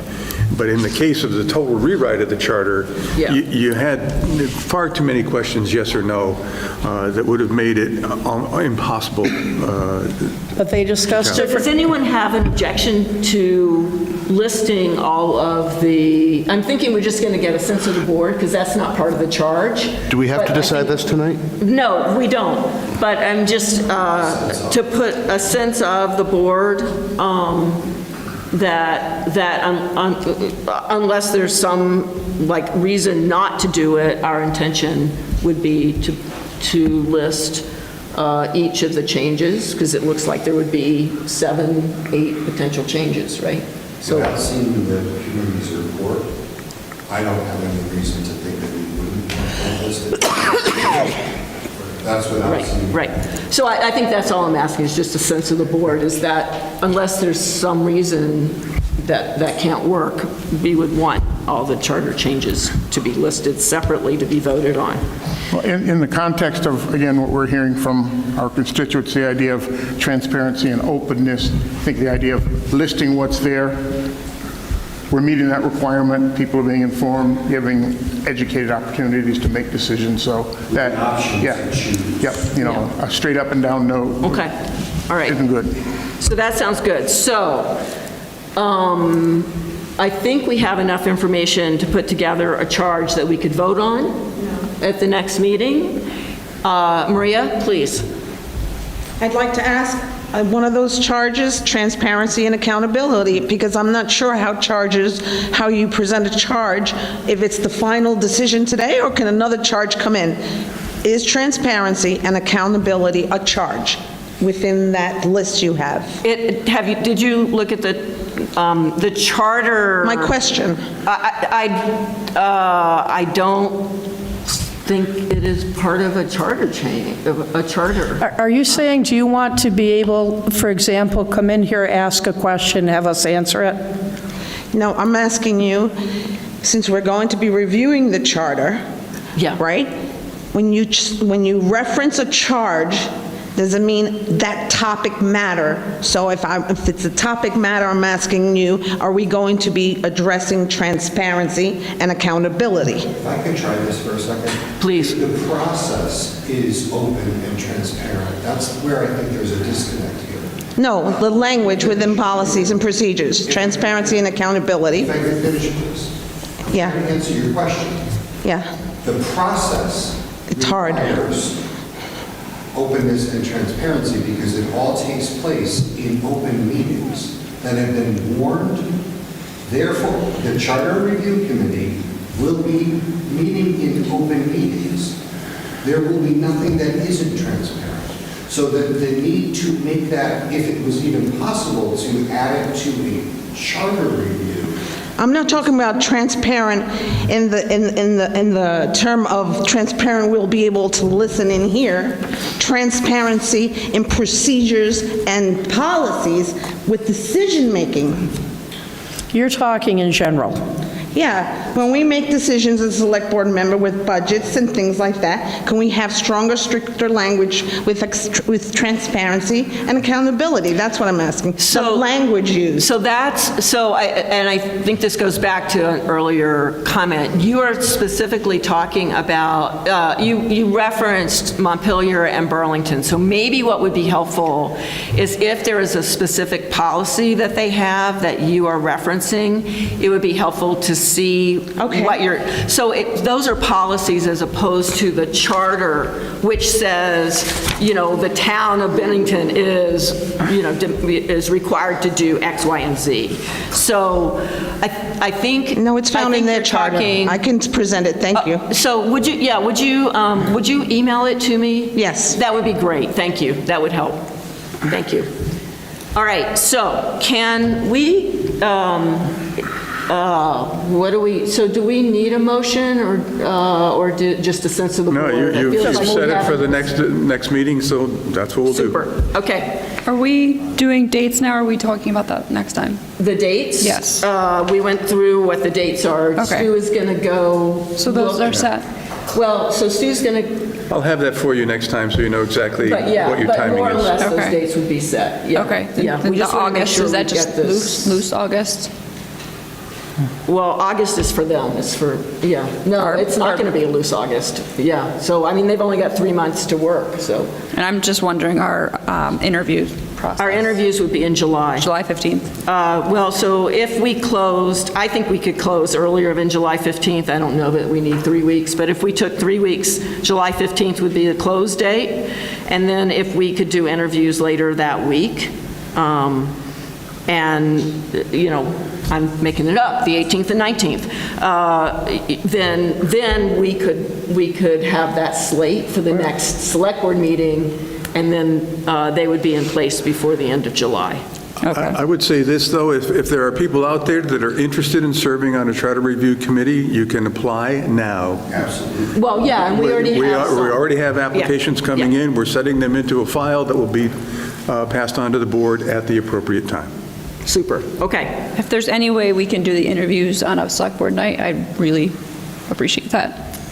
If we can, yes, if we can stop having such long meetings, we can do that. Yes, all right, we'll try to do that. Then we would need to move July 15th back. Yeah, because the 24th is too late. We can't do the interviews and then do the slate that same day. Yeah, well, I'm just. It's too hard. Asking for. Okay. Impossible. I get it. Well, you never know. Can you Zoom to a meeting? Usually not. Okay. All right. Okay. We will work on making that happen. Okay. All right. Thank you. So. The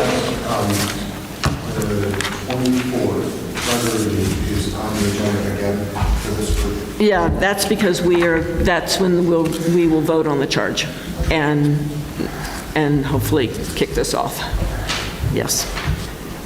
All right. Loan documents. Yes, this should be very quick. These are two documents that are provided to us by the state.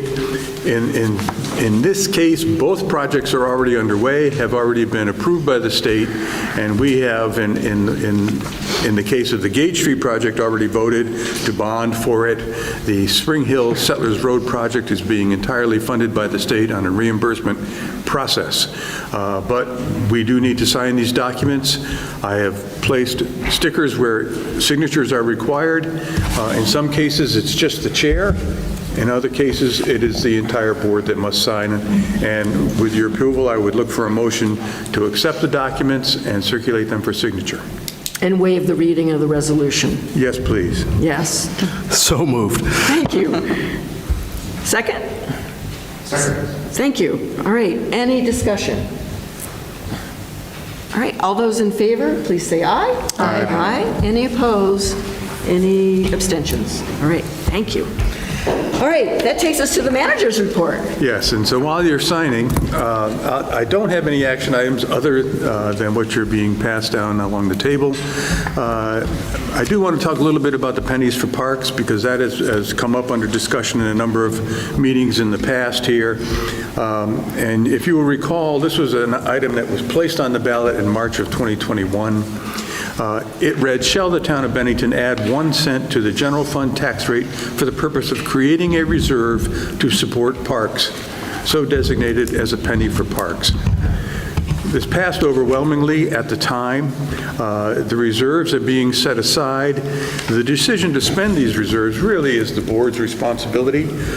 You have committed some funds, up to $300,000 towards the skate park, and we did use a small amount of those monies to do the safety upgrade at the Willow Park Playground when we found that one of the installed pieces was not to our liking from a safety perspective. Currently, the reserve contains, or will contain at the end of this tax year, $294,458. That's based on an estimated grant list that is not yet quite finalized, and of course, we haven't set the tax rate yet. But That's after the $300,000 commitment is satisfied. That would use, the $300,000 would use the entire reserve that we have developed over the last 3 years, but that we would always have a penny on the tax rate every year. Generally, it's going to generate around $100,000 to $120,000, depending on the size of the grant list. So, just on the discussion with Old Bennington, the legislature failed to act on the repeal of the law that provides Old Bennington with its control of its highways, but we are continuing discussions, and I'll be meeting with the Old Bennington trustees, I believe, on the 18th. I got that right? Yes. It was brought to my attention by one of the select board members that reading our newsletter, the Buildings and Grounds folks have done a sizable amount of work. We generally report on things that the Highway Division and Water and Sewer Divisions are doing because they're the projects that are out there, easily seen, easily or not so easily driven through. But anyway, we know what they're doing, and they're very obvious. So I've created here a list from that newsletter of the staff, of what the Buildings and Grounds folks have done just in the beginning of this year. And it's a lot of maintenance work on our pathways, our parking lots, our gravel parking lots. They service all of the HVAC equipment for all of the municipal buildings. They've done some repairs in-house that would have saved us a substantial amount of money. They help with the community garden, and I think they've already been recognized for that. Thank you very much. And they will continue to work with the BBC on all of its events to ensure that the events are well prepared and well maintained throughout. And that includes events such as Garlic Town, the upcoming Harvest Fest, and some of the other events that you'll see throughout the community. And that's all I have. Thank you very much. All right, our next meeting also has a very full agenda. Setting the water rates tonight? Not tonight. Okay. On the 24th. Oh, okay, go ahead. Yeah, go ahead. I again, taken aback by the Bennington Fair Food Initiative here. Before that, again, and my dad had a role here. The Vermont Veterans Home continues to be listed in our town recorder as being a participant. And I repeatedly been told by the various people there that they're not a participant. I just don't know how likely it's showing up in the town recorder. I'd be glad to answer that, Clark. I've talked with Melissa Jackson at the Veterans Home. In fact, Shannon Barsotti and I can't remember the other gentleman from the Conservation Society group have been invited to speak to a board meeting. I think it's June 12th. So you're not yet a participant, but there has been a proposal put forward by a veteran who is a farmer to create a farming opportunity that would train veterans in farming using the funds that were set aside by, I believe it's Becca Ballant monies that are coming our way. So yes, there is not any initiative at this time, but there is a proposal being put forth to the board of the Veterans Home on June 12th about how those monies might benefit veterans in the community. Again, it's news to me, and I'm one of the trustees, and I expect there is going up for discussion, even though commitment to be your direction. No, that's true. There has been no commitment. just here, but I got an email from the community market saying the vet's on the wall too, so it's not unilateral information. Any other questions for the manager? All right, back to upcoming agendas. All right, next on the June 24th agenda, we have the skate park, BBC budget and work plan, YMCA update, the second hearing on the Bolio rezoning. We need to set the water and sewer rates and also the tax rate. And then I'd like to add, a select board member had raised the idea of having, I'm going to call it a listening session for lack of a better word, but an outside of select board time, sort of open, warned meeting where members of the public could come and bring questions that they haven't brought to select board, or maybe to expand upon them. The hope is to bring in new individuals rather than that there's public comment here, but this would be a different format. It would have to be a warned meeting because we would, want as many people as wanted to be there to participate.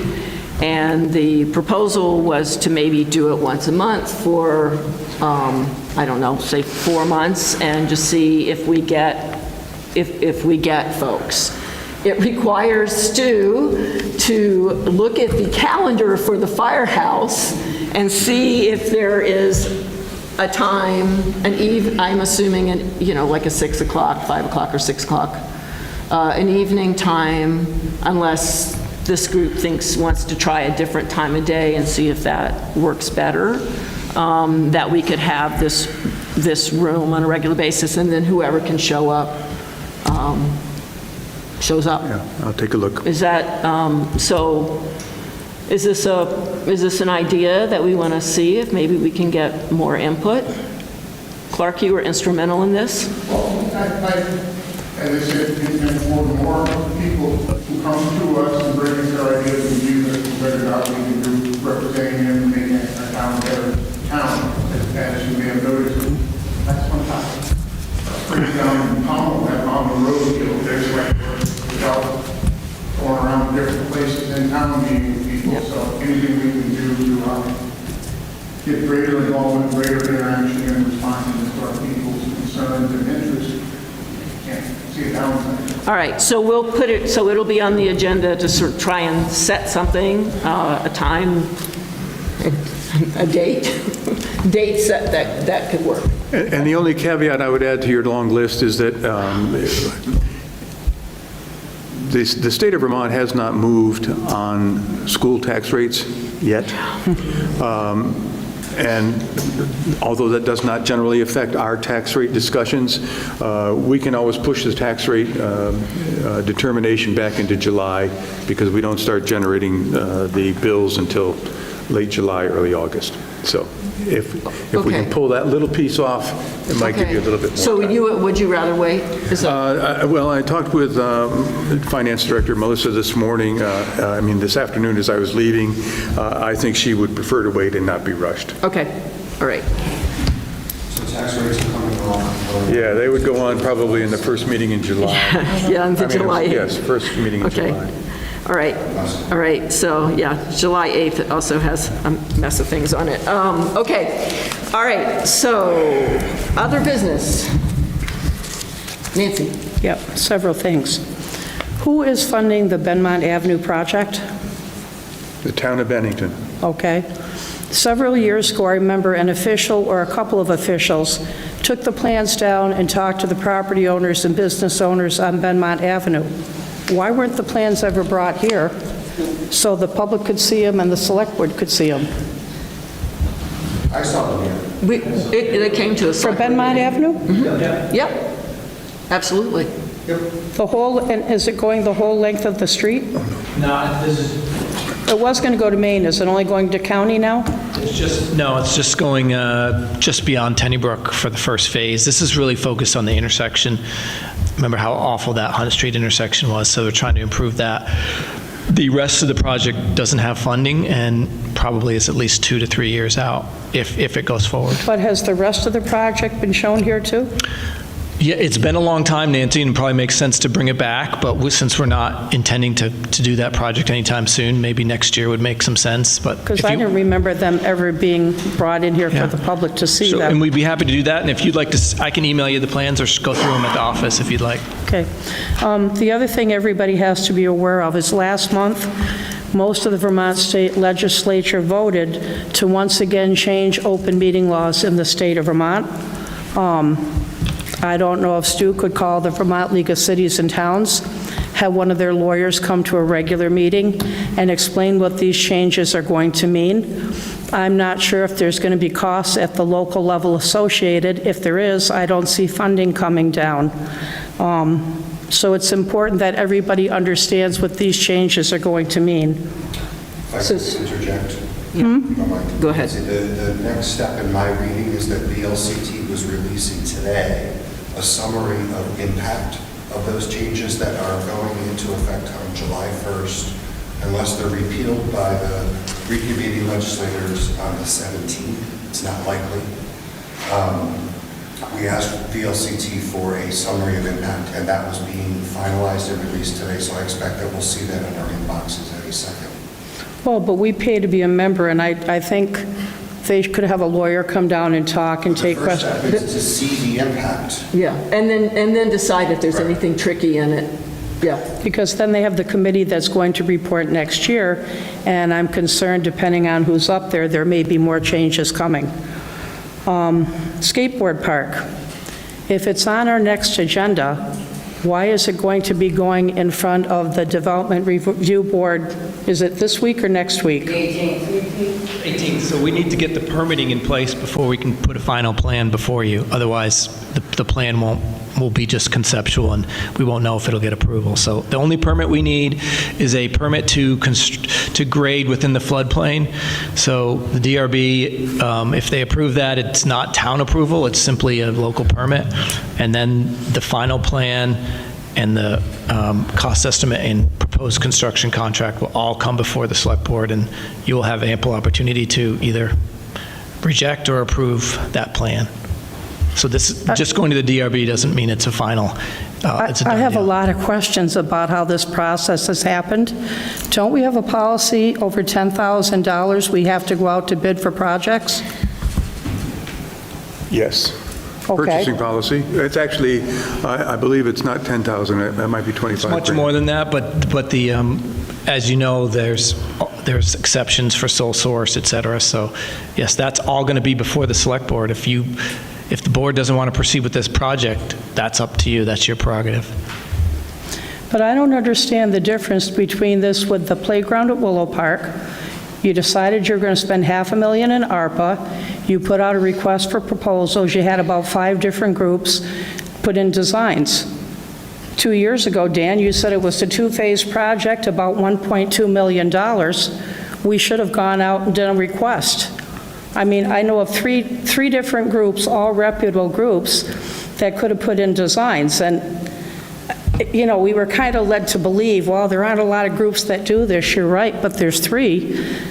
I think that space is way too small for the size park you want to cram in. I don't want to get into skateboard discussion when we're not having a skateboard discussion. Well, how much, well, nobody has said a word about how much this is going to cost the taxpayers each year. Nancy, again, But Jeannie, these are hold it questions. for the meeting. This is not a, so this is public, this is your comment time. But this should have been, when was the last time? Didn't they come here last September, and we're supposed to be back in 90 days, the minutes said? Nancy, this topic hasn't been warned for tonight's. We can't have But this has been going on 2.5 years, and there's so much information that hasn't been discussed. It will be warned for the next meeting, and that's when we can have discussion about it. It is not legal to have a discussion about something that's not duly warned on the agenda. So, Well, didn't the skateboard park show up on the River Walkway plans dated 2021? I have no idea. I mean, we've been working on the project for a while. Because I saw a copy, and if the public didn't find out until 2022, I don't know why they showed up on the plans in 2021.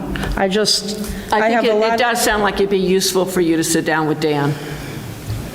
Okay, so he can answer your questions with documents in front of him rather than having to work off his memory. And last one, town plan. When will Dan and the BCRC and the Planning Commission be here to talk publicly about the plans for the town plan? So we're going to have ongoing public meetings with the Planning Commission, and then once we have a plan from BCRC as to how to proceed, then we'll bring it before you. Right now, they've given us 3 options of a format for the town plan, and the Planning Commission is going to discuss which one they're going to prefer and ask the BCRC to develop further, right? And then the BCRC will be starting to do its data collection portion of their work, which really doesn't involve the public because it's just raw data collection. And then I would say probably in 6 months or so, we'll be back before the select board to kind of give you an idea of what our plan is to update it. I didn't catch are you going to be here within the next month or 2? No, I don't think so. We won't be ready for that. Well, you need to be here within the next month or 2. This is totally... To Nancy to talk about what? To talk about all these changes and the different things in there. But there won't be there's no proposed changes at this time. They're simply collecting data. I was at the last Planning Commission meeting, and they have significant work to do before they're ready to bring anything before this board. Yeah.